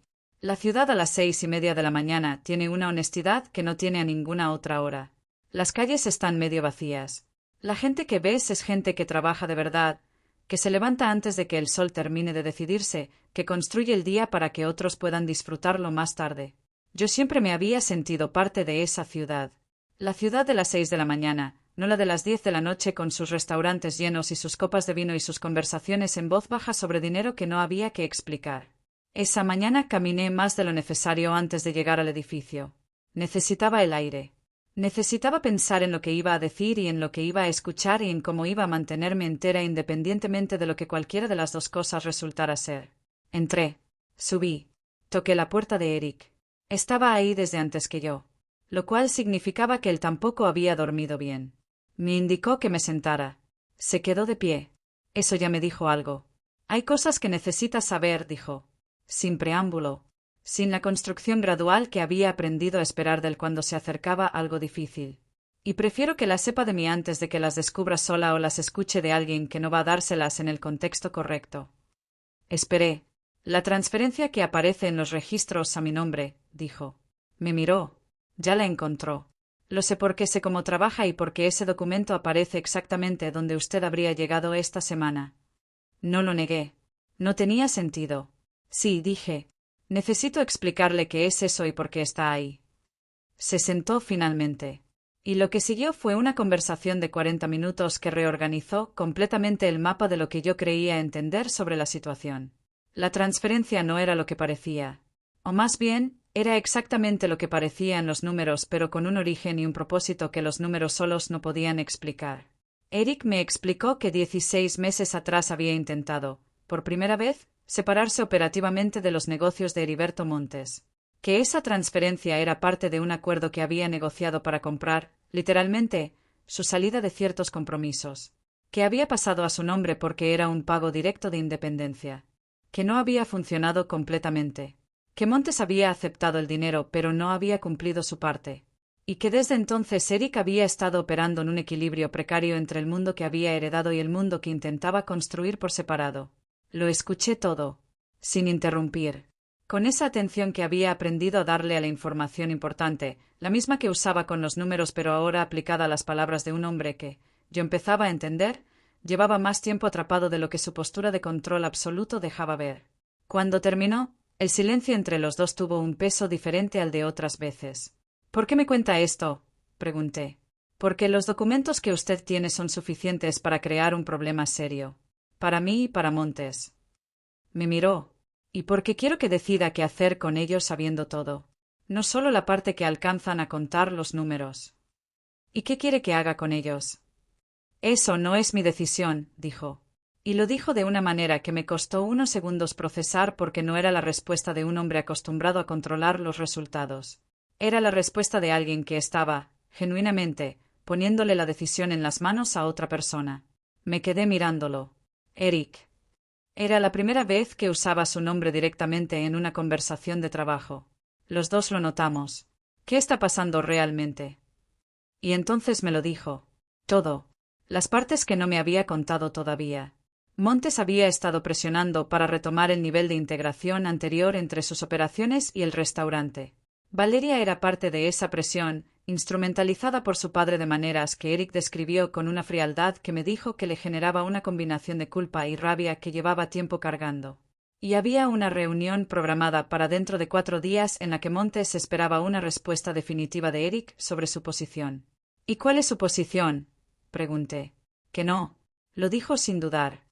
Pero decir que no a Heriberto Montes sin tener algo que lo haga pensar 2 veces antes de responder es una conversación muy corta con resultados muy predecibles. Lo miré. Y entonces entendí por qué me había llamado. Por qué me había pedido que viniera. Por qué me había contado todo esto esa mañana en lugar de guardarlo como guardaba todo lo demás. Los documentos que yo tenía eran exactamente lo que Eric necesitaba para tener esa conversación con Montes de una manera diferente. No para usarlos públicamente, sino para que Montes supiera que existían. Para que entendiera que una salida desordenada de la situación tendría consecuencias que alcanzarían mucho más allá de Eric Bass. Era una apuesta. Una grande. Con riesgos que yo podía calcular hasta cierto punto y que más allá de ese punto se volvían difusos y potencialmente graves. ¿Qué pasa conmigo en todo esto?, pregunté. Eric no respondió de inmediato. Y esa pausa me dijo que había pensado en esta pregunta antes de que yo la hiciera. Si esto funciona, dijo finalmente, nada. Usted sigue en su trabajo, los números del restaurante siguen mejorando, y Montes se retira de una situación que ya no le conviene mantener. Hizo una pausa. Si no funciona, el riesgo es para usted también. Y quiero que eso lo sepa. Lo había dicho, sin suavizarlo, sin intentar que sonara mejor de lo que era. Y yo lo consideré. Lo consideré completamente. Pensé en mi mamá y en Tomás. Pensé en el alquiler y en los medicamentos. Pensé en todo lo que podía perder si la apuesta no salía bien. Y también pensé en lo que había encontrado en esos documentos. No solo los números de Eric y Montes, sino los otros. Los registros de cómo ese dinero había afectado a personas que nunca lo supieron. Proveedores pequeños que habían sido aplastados por precios artificiales. Empleados cuyos beneficios habían sido absorbidos silenciosamente en años de nóminas manipuladas. Un ecosistema completo de daño pequeño y sistemático que se acumulaba hasta volverse grande. Necesito una condición, dije. Eric esperó. Si esto funciona, quiero que los proveedores pequeños que fueron perjudicados reciban compensación. No pública, no dramática, pero real. Lo miré. ¿Puede hacer eso? Algo cruzó su cara. No era sorpresa exactamente.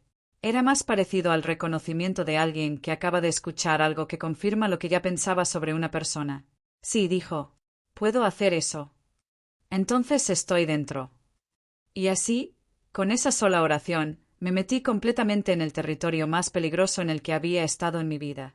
Lo que siguió en los 4 días previos a la reunión de Eric con Montes fue la parte de la historia que más me cuesta contar. No porque sea la más dramática, sino porque fue la más solitaria, porque no podía contársela a nadie. No a Carmela, que ya estaba preocupada suficiente. No a Tomás, que tenía 16 años y no merecía cargar con eso. No a mi mamá, que estaba mejorando y cuya mejora yo no quería poner en riesgo con el estrés de saber en qué situación estaba su hija. Cargué esos 4 días sola. De día trabajaba con normalidad aparente. Revisaba contratos. Respondía correos. Mantenía la rutina. De noche preparaba los documentos de la manera que Eric y yo habíamos acordado, organizando la información de modo que fuera clara, irrefutable y suficientemente específica para que Montes entendiera exactamente lo que existía y quién lo tenía. El tercer día, Valeria Montes llamó a mi teléfono directo. No sé cómo consiguió el número, pero eso ya no me sorprendía de ella. Contesté. Señorita Salazar. Su voz era exactamente lo que Carmela había descrito. Controlada. Con esa clase de calma que es en realidad presión disfrazada. Creo que debemos hablar. Estamos hablando, dije. Un silencio breve. No por teléfono. En persona. No creo que eso sea necesario. Yo creo que sí. Hizo una pausa calculada. Hay cosas sobre Eric que usted no sabe. Cosas que cambiarían su perspectiva sobre la situación en la que se ha metido. Si tiene información relevante, puede enviármela por escrito. Otro silencio. Más largo. Es una mujer inteligente, dijo finalmente. Y en su voz había algo que no era exactamente admiración, pero que tampoco era el desprecio que yo hubiera esperado. Espero que esa inteligencia sea suficiente para lo que viene. Colgó. Me quedé con el teléfono en la mano durante un momento. Y entonces lo dejé sobre el escritorio y volví a los documentos porque eso era lo único que podía controlar en ese momento y cuando todo lo demás es incierto, te aferras a lo que puedes controlar. La reunión de Eric con Montes fue un miércoles a las 8 de la noche. Yo no estuve presente. No había razón para que estuviera y Eric no me lo pidió. Me quedé en mi oficina. Trabajé hasta las 10. Luego simplemente esperé. A las 10:15 sonó mi teléfono. Era Eric. ¿Terminó?, dijo. ¿Cómo salió? Una pausa. Montes vio los documentos. Entendió la situación. Otra pausa. Se retiró. Cerré los ojos un segundo. ¿Está bien?, pregunté. Sí. Y entonces, después de un momento, ¿y usted? También. Colgamos. Me quedé sentada en esa oficina pequeña con la vista al callejón de servicio donde ya no había nadie a esa hora. Y dejé salir algo que había estado conteniendo durante 4 días. No lágrimas exactamente. Más parecido a ese tipo de liberación que tiene el cuerpo cuando suelta una tensión que había sostenido tanto tiempo que ya no recordaba cómo se sentía sin ella. Pensé que lo peor había pasado. Ese fue mi error más grande. Porque Heriberto Montes era el tipo de hombre que acepta una derrota táctica sin aceptar la guerra. Y en los días que siguieron, mientras yo asumía que la situación se había resuelto, él estaba reorganizando. Silenciosamente. Con la paciencia de alguien que ha operado en la sombra suficiente tiempo para saber que la venganza funciona mejor cuando el otro baja la guardia. Lo que vino después no me llegó a mí directamente. Me llegó a través de Tomás. Era un viernes por la tarde. Yo estaba en casa, porque los viernes salía temprano para tener la tarde con mi familia. Estaba en la cocina preparando la cena cuando Tomás entró con una expresión que nunca le había visto. No era miedo exactamente. Era algo anterior al miedo. Esa expresión que tienen las personas cuando acaban de entender que algo que creían seguro no lo es. Nancy dijo. Afuera hay un carro estacionado que lleva 3 horas ahí. Me acerqué a la ventana. Lo vi. Un carro oscuro, sin ninguna característica particular, estacionado frente a nuestra puerta. No había nadie visible adentro, pero eso no significaba que estuviera vacío. Lo miré durante un momento. Ve a tu cuarto, le dije a Tomás. Nancy. Tomás, ve a tu cuarto y quédate con mamá. Él me miró, y en su cara vi que quería decir algo más, pero que también me conocía suficiente para saber que cuando yo usaba ese tono, la conversación había terminado. Saqué mi teléfono y llamé a Eric. Contestó al primer ring. Hay un carro frente a mi casa, dije. Lleva horas ahí. El silencio que siguió duró 2 segundos. 2 segundos en los que Eric Bass procesó algo que yo podía escuchar aunque no ver. Salga de ahí ahora, dijo. Lleve a su mamá y a su hermano. Vaya al restaurante. Yo mando a alguien. Eric, ¿qué está pasando? Montes no se quedó tranquilo. Su voz era controlada, pero había algo debajo de esa calma que me dijo que la situación era más seria de lo que yo había calculado. Escúcheme. Necesita moverse ahora. Colgué. Fui al cuarto de mi mamá. La desperté con cuidado. Le dije que necesitábamos salir un momento, que no era urgente pero que sí necesitábamos ir. Ella me miró con esa calma que tienen las personas que han visto suficiente en su vida para saber cuándo seguir las instrucciones de sus hijos sin hacer preguntas. Se levantó. Se vistió. No preguntó nada. Tomás ya estaba listo con una mochila cuando salimos al pasillo. Lo miré. ¿Cómo sabías? Porque te conozco, dijo. Salimos por la puerta trasera del edificio. Tomamos un taxi 2 calles más allá. Llegamos al restaurante, que a esa hora de la tarde estaba en preparación para el servicio nocturno y donde Carmela nos vio entrar con una expresión que pasó de sorpresa a alarma en menos de un segundo. Eric llegó 20 minutos después. Habló con Tomás y con mi mamá con una naturalidad que me sorprendió. No explicó todo. No tenía que hacerlo. Dijo que había una situación de seguridad relacionada con el trabajo, que era temporal, que se estaba resolviendo. Mi mamá lo miró con esos ojos que lo ven todo y luego me miró a mí. No dijo nada, pero su mirada dijo suficiente. Esa noche nos quedamos en un apartamento que Eric tenía disponible. Tomás durmió relativamente bien porque los 16 años tienen esa capacidad de adaptación que se pierde con los años. Mi mamá también durmió, aunque yo escuché que tardó un rato. Yo no dormí. Me quedé sentada en la oscuridad de esa sala desconocida pensando en cómo había llegado ahí. Desde la mesa del restaurante, con una libreta en la mano, hasta un apartamento de seguridad con mi familia durmiendo en cuartos prestados porque alguien había estacionado un carro frente a mi puerta como advertencia. Pensé en la bofetada. En cómo ese segundo había abierto una cadena de eventos que había llevado hasta aquí. Pensé si lo habría hecho diferente si hubiera sabido a dónde llevaba. Y la respuesta que llegó fue la misma que siempre llegaba cuando me hacía esa pregunta. Sí, lo habría hecho igual. Porque hay cosas que no se negocian aunque el costo sea alto. Y la dignidad es una de ellas.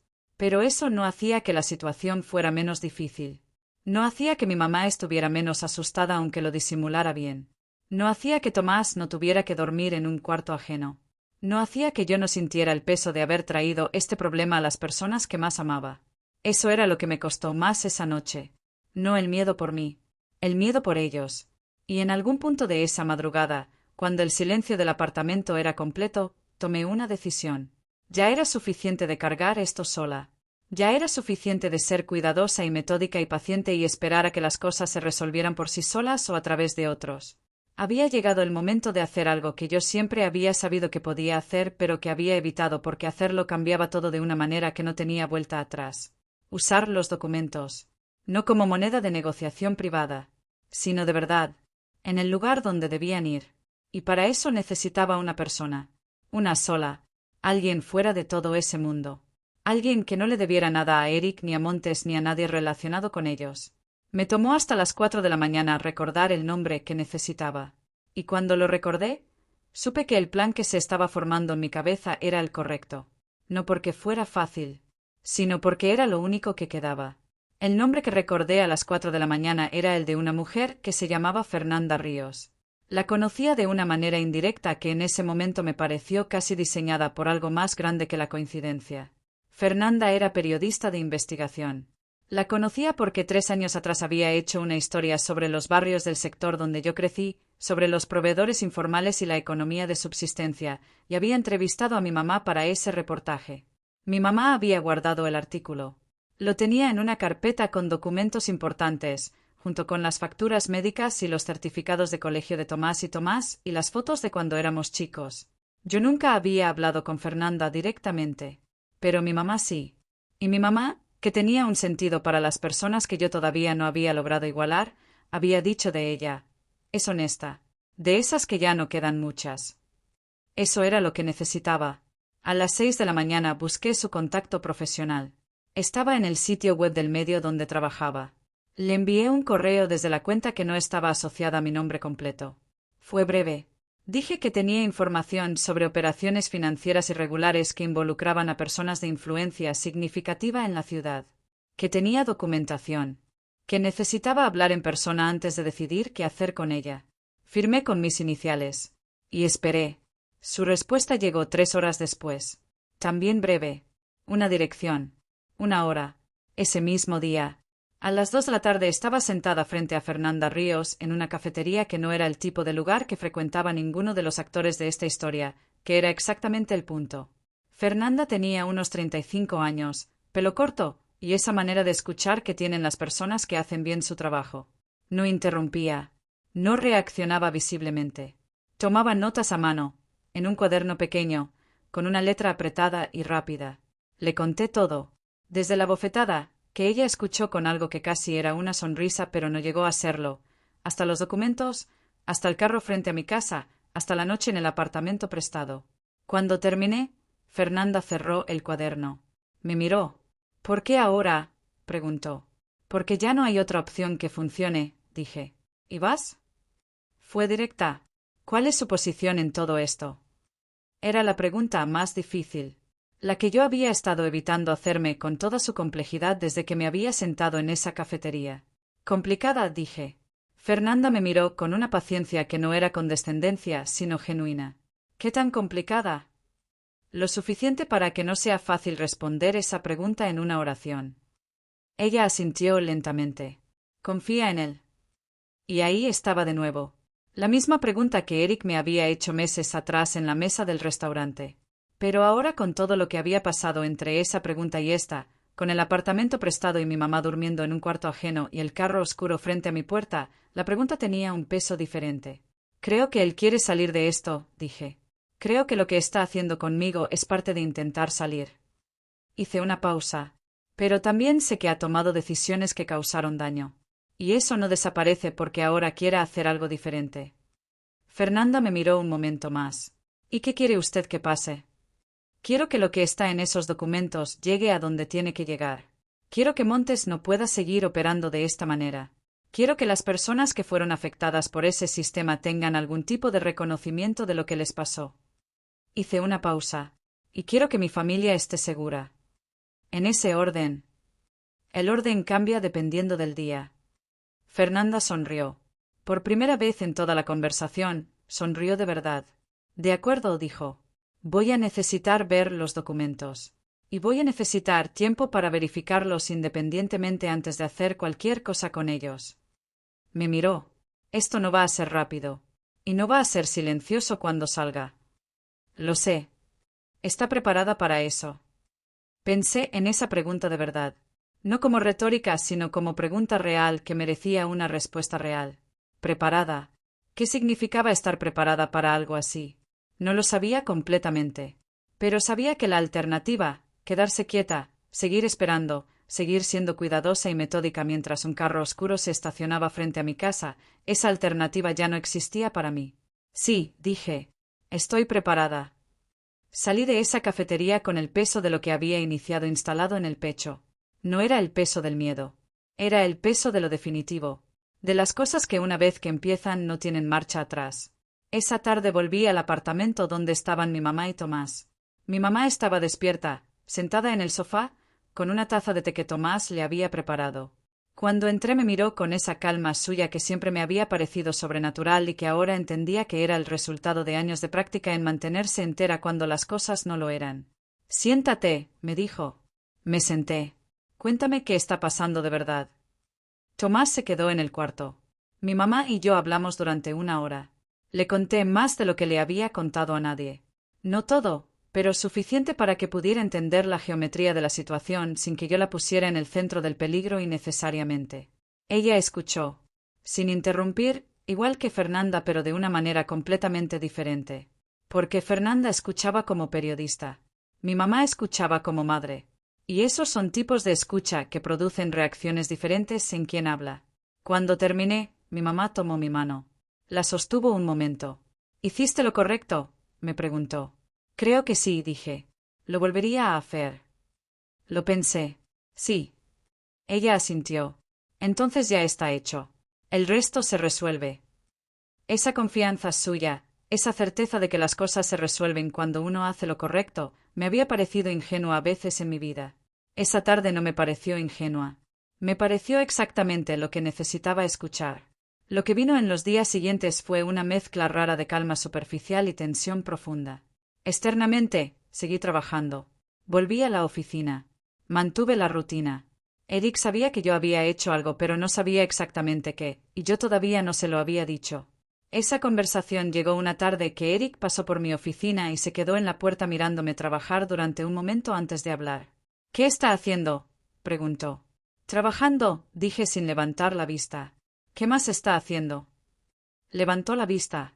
Lo miré, y en su cara vi que ya sabía la respuesta o al menos una parte de ella. Eric Bass tenía esa capacidad de leer situaciones antes de que se le explicaran completamente. «Hablé con alguien», dije. «Alguien fuera de todo esto». Un silencio. «¿Periodista?», preguntó. «Sí». El silencio que siguió fue diferente a todos los silencios anteriores entre nosotros. Este tenía una densidad específica.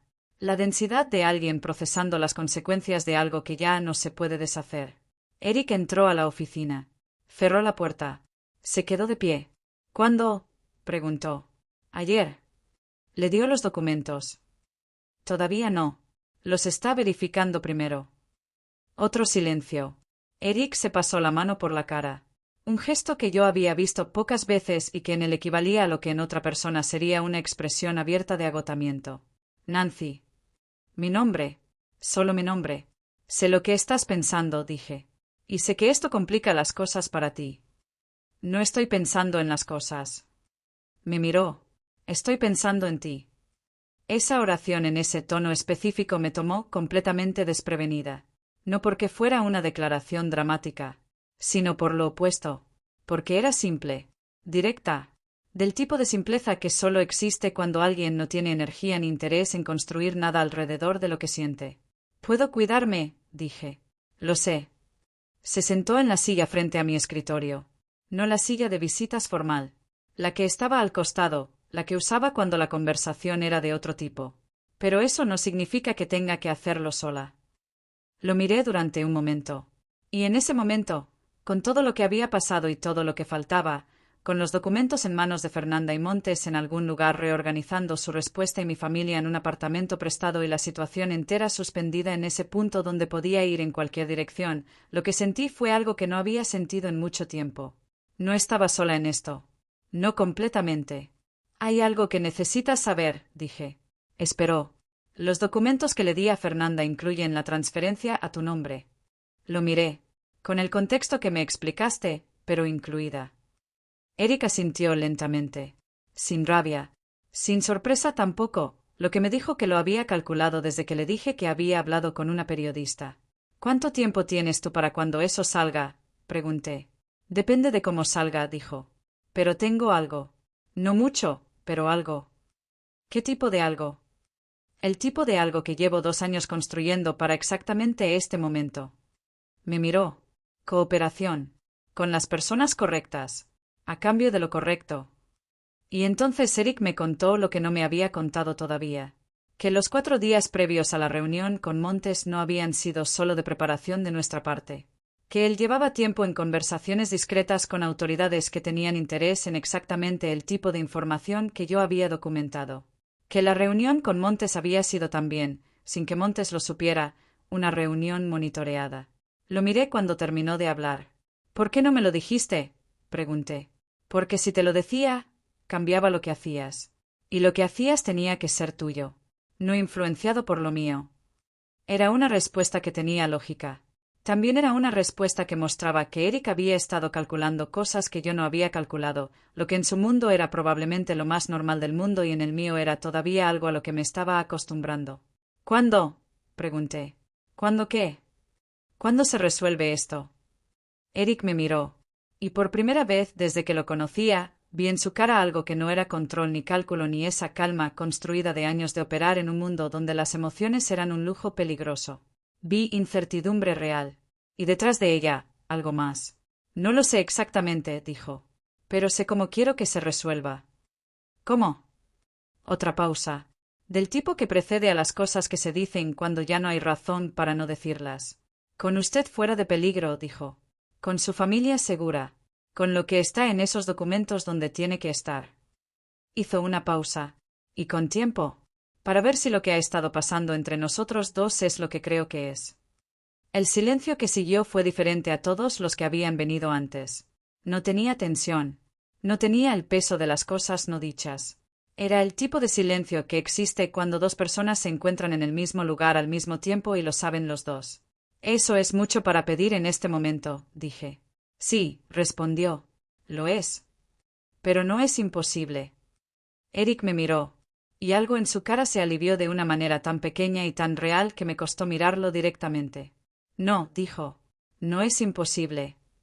Y en ese momento, en esa oficina pequeña con vista al callejón de servicio, con todo lo que estaba pendiente y todo lo que era incierto y toda la complejidad que venía, tomé la decisión más clara que había tomado en mucho tiempo. Seguir. No por miedo, no por necesidad, sino porque había algo al final de este camino que valía lo que costaba llegar hasta ahí. Todavía no sabía exactamente qué forma tendría ese algo, pero lo que sí sabía era que en 3 días Fernanda Ríos iba a publicar, y que cuando lo hiciera, nada iba a ser como antes, y que eso, aunque asustaba, también era exactamente lo que tenía que pasar. Fernanda publicó un martes. No me avisó con mucha anticipación. Me llamó la noche anterior, a las 10:30, con esa voz tranquila de alguien que lleva días trabajando en algo y que finalmente ha llegado al punto donde el trabajo está listo y lo que queda es soltar. Sale mañana a las 7 de la mañana, dijo. Quería que lo supieras. ¿Está todo? Pregunté. Todo lo verificable.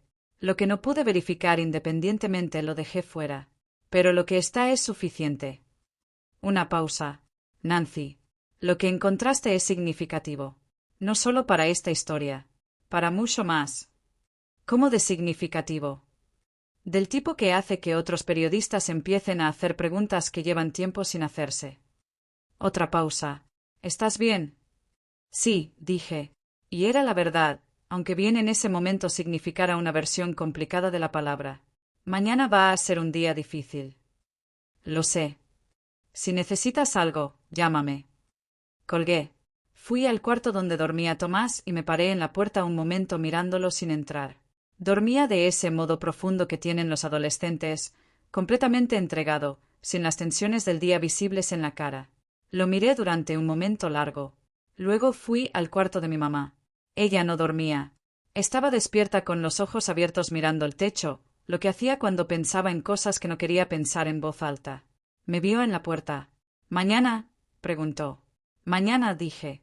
Asintió. Cerró los ojos. Y yo me fui a la sala y me senté en el sofá y esperé que llegara la mañana. Llegó. Como siempre llega, sin importar cuánto la esperes o cuánto la temas. A las 7 en punto abrí el sitio del medio donde trabajaba Fernanda en mi teléfono. El titular ocupaba toda la pantalla. Red de lavado vinculada a operaciones comerciales de lujo. Documentos revelan años de irregularidades financieras en el sector.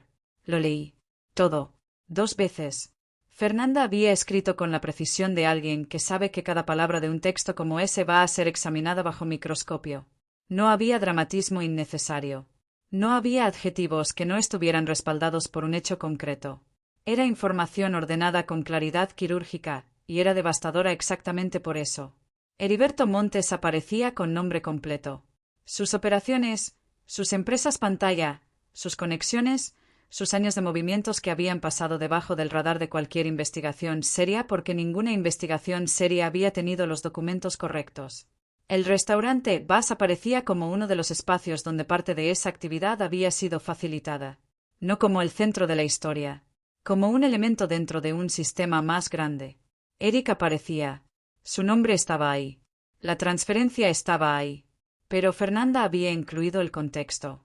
La naturaleza del pago como intento de separación. Las conversaciones con autoridades que Eric había tenido. La cooperación que él había ofrecido y que había resultado en información adicional que el artículo mencionaba sin detallar porque esos procesos seguían activos. Era la historia completa. No la historia conveniente. La completa. Mi teléfono empezó a sonar a las 7:15. El primero fue Carmela. Nancy. Estoy viendo el artículo. ¿Estás bien? ¿Dónde estás? El segundo fue un número que no reconocí y no contesté. El tercero fue Eric. ¿Lo leíste? Dijo cuando contesté. No era pregunta. Sí.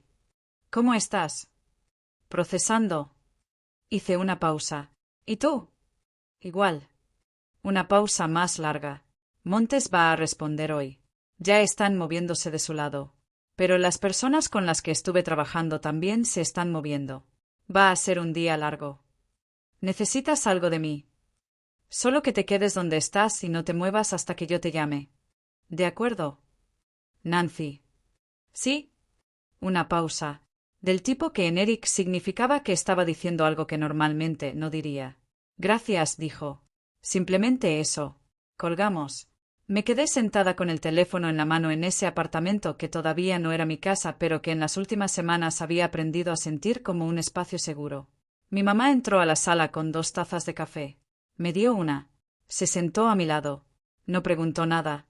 Solo se sentó ahí conmigo, con su café y su presencia, y eso fue exactamente suficiente. Lo que pasó ese día y los 2 días siguientes fue de esa clase de velocidad que solo tienen los eventos que llevan mucho tiempo acumulándose. Como agua que empuja contra una represa durante años y que cuando la represa cede no fluye sino que irrumpe. El artículo de Fernanda fue recogido por otros medios antes del mediodía del martes. Para las 3 de la tarde había 3 periodistas más haciendo preguntas en distintos frentes. Para la noche del martes, las autoridades que habían estado trabajando con Eric habían hecho movimientos que no eran discretos. Esa noche las noticias mencionaban investigaciones activas relacionadas con el sector financiero y nombres de empresas que cualquiera que hubiera leído el artículo de Fernanda reconocería inmediatamente. Heriberto Montes no respondió públicamente ese día, lo cual, como me explicó Eric cuando me llamó esa noche, era más significativo que si hubiera respondido. El silencio de Montes significaba que sus abogados le habían dicho que cualquier cosa que dijera en ese momento lo comprometía más. Significaba que estaba evaluando opciones que se estaban cerrando más rápido de lo que él había calculado. El miércoles temprano, mientras Tomás desayunaba y mi mamá tomaba su medicación de la mañana, Eric me llamó de nuevo. Necesito que vengas, dijo. Hay algo que está pasando que quiero que veas en persona. Llegué al edificio a las 9 de la mañana. Había 2 carros que no reconocía estacionados frente a la entrada, que me dijo que había personas que no eran del restaurante en el interior. Subí al 4.º piso. La oficina de Eric tenía 4 personas que yo no había visto antes. 2 hombres y una mujer, todos con la expresión concentrada de personas en medio de algo que requiere atención total. Eric me vio entrar y se separó del grupo por un momento. ¿Qué está pasando?, pregunté. Montes tomó una decisión esta mañana. Me miró. Decidió que la mejor opción que le quedaba era cooperar él también. Y parte de esa cooperación incluye señalar a las personas de su red que no habían aparecido todavía en los documentos. Lo miré. ¿Y eso es bueno o malo? Es complicado, dijo. Pero en general abre una posibilidad que hace 3 días no existía. Hizo una pausa. La situación alrededor de ti y tu familia se resuelve hoy. Los hombres que Montes tenía monitoreando tu apartamento ya no van a estar ahí. Cerré los ojos un segundo.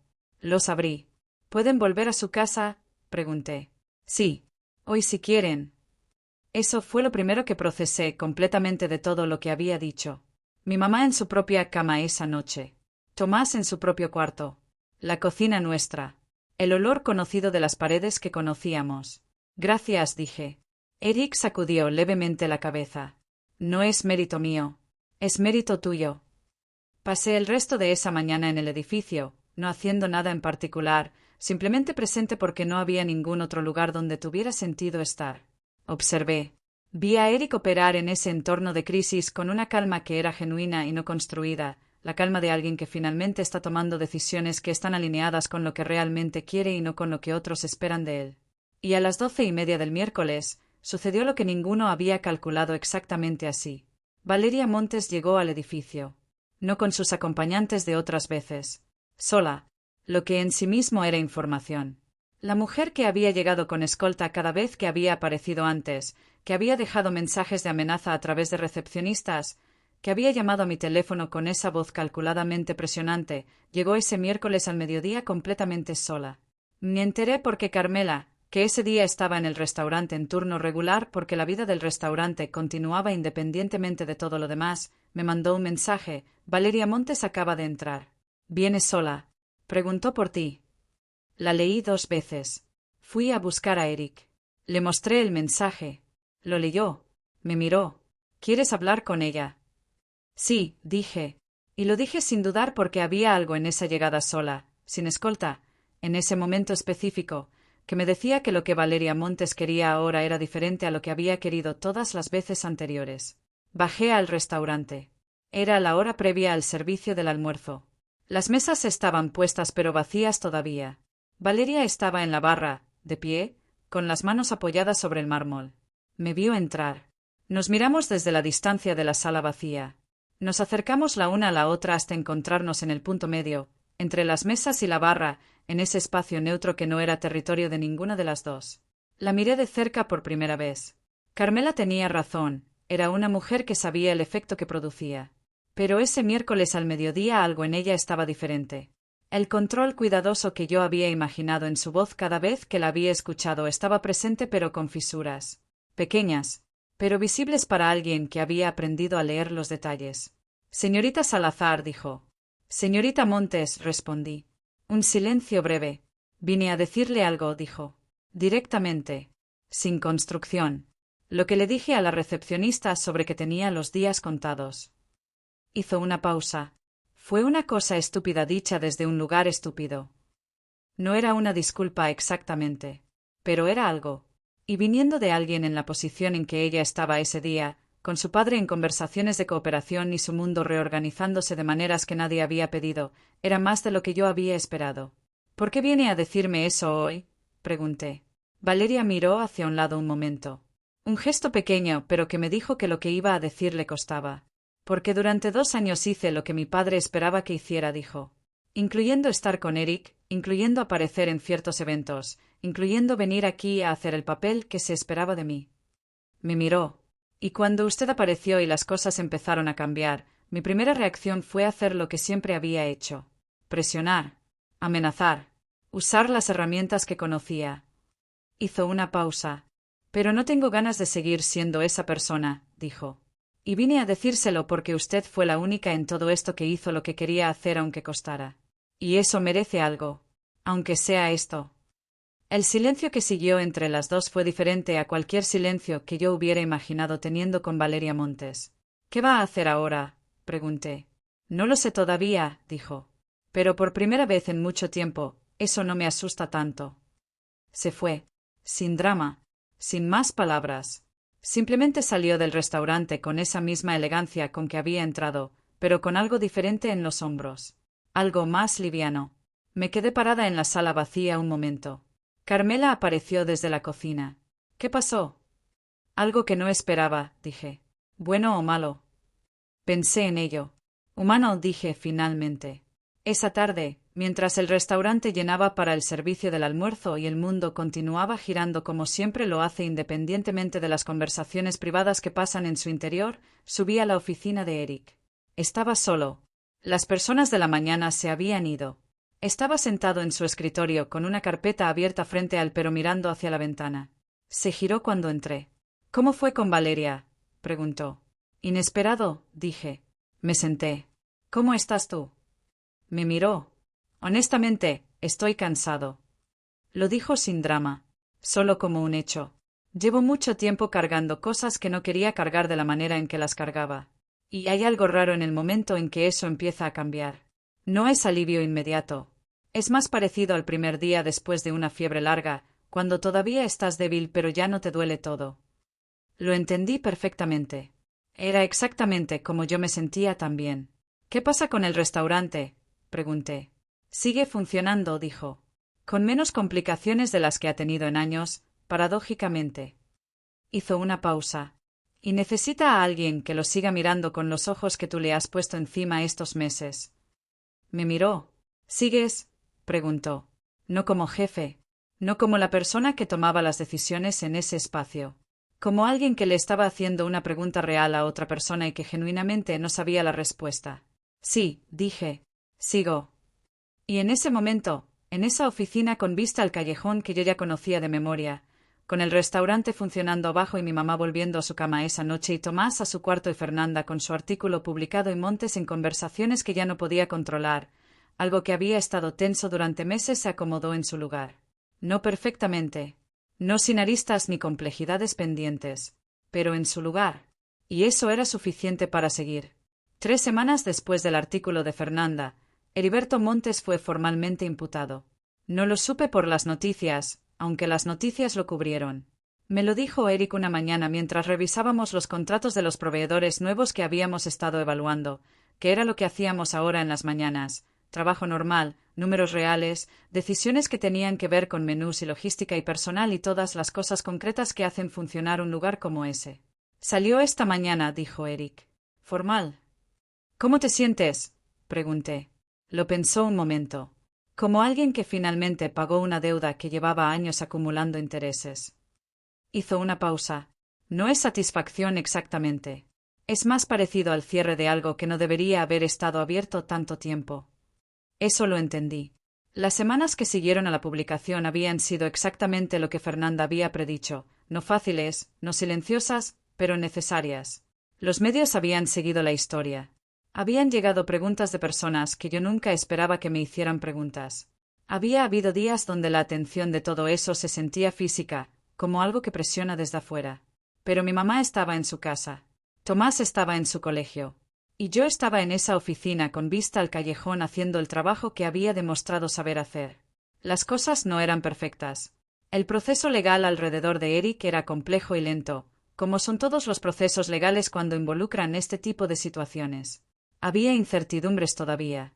Había días donde la resolución final de ciertas cosas se veía lejana.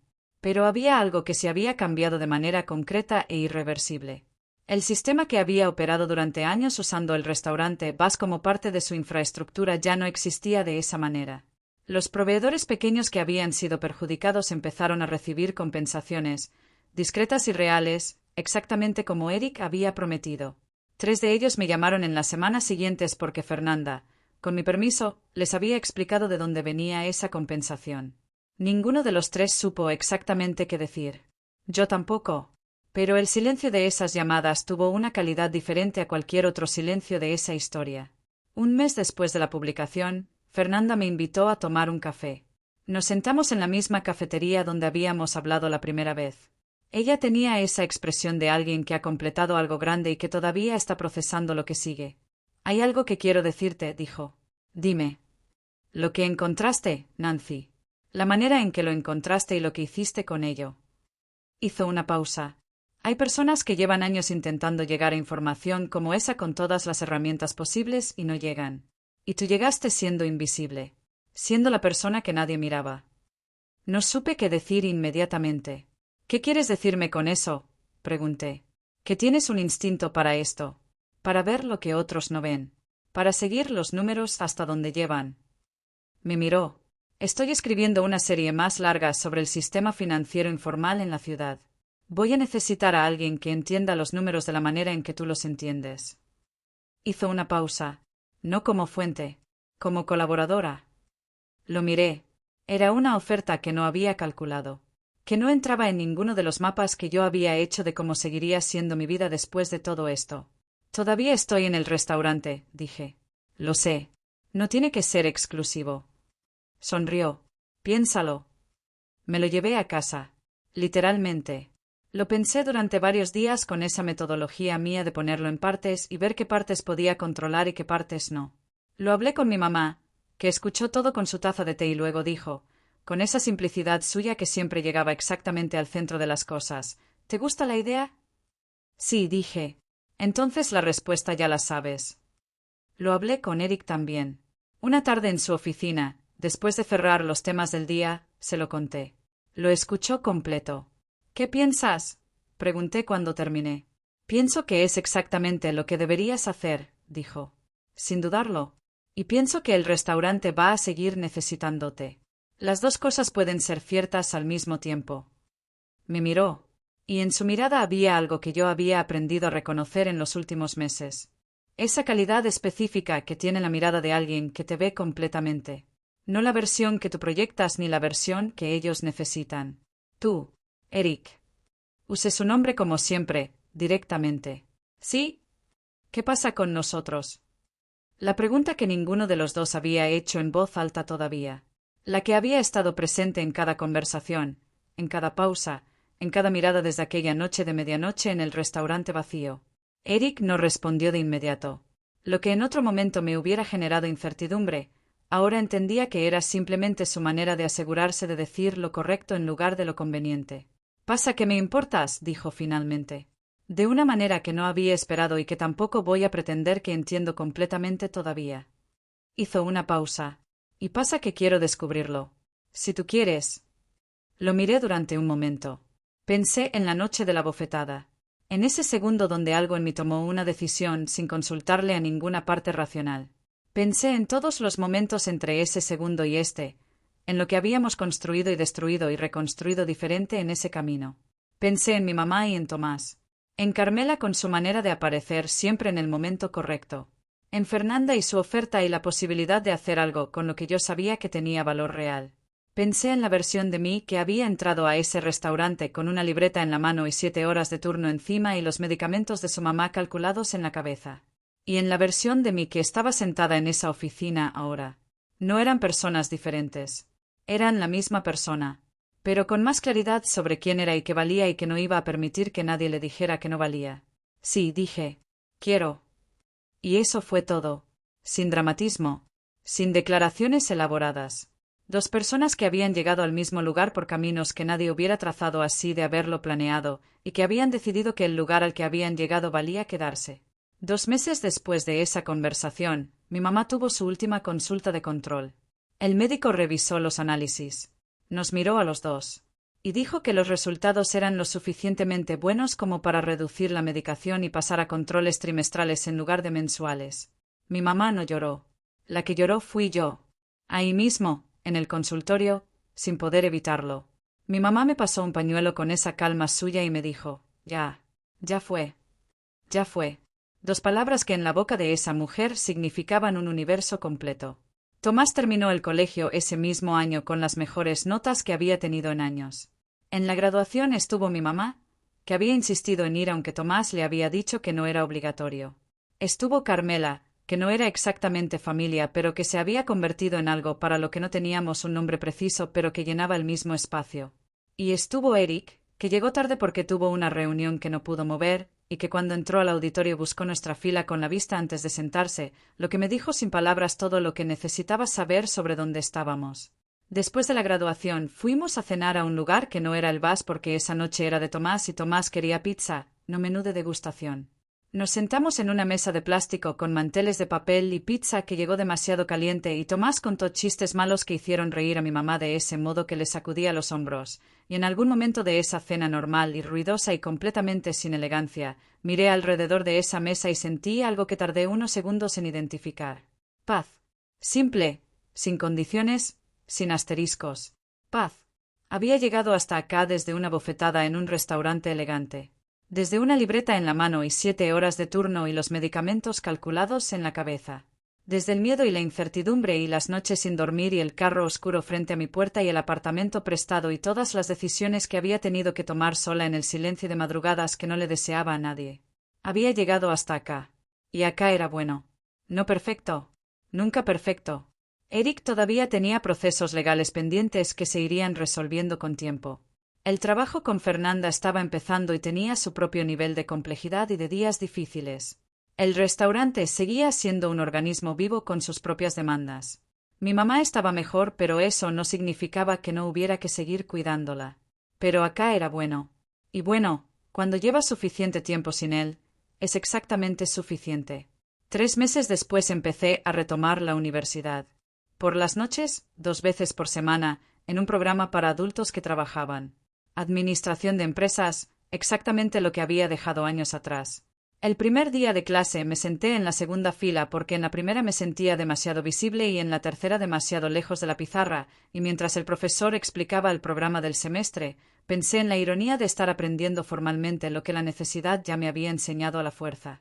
Pero también pensé que la necesidad te enseña a sobrevivir. La formación te enseña a crecer. Y yo quería las 2 cosas.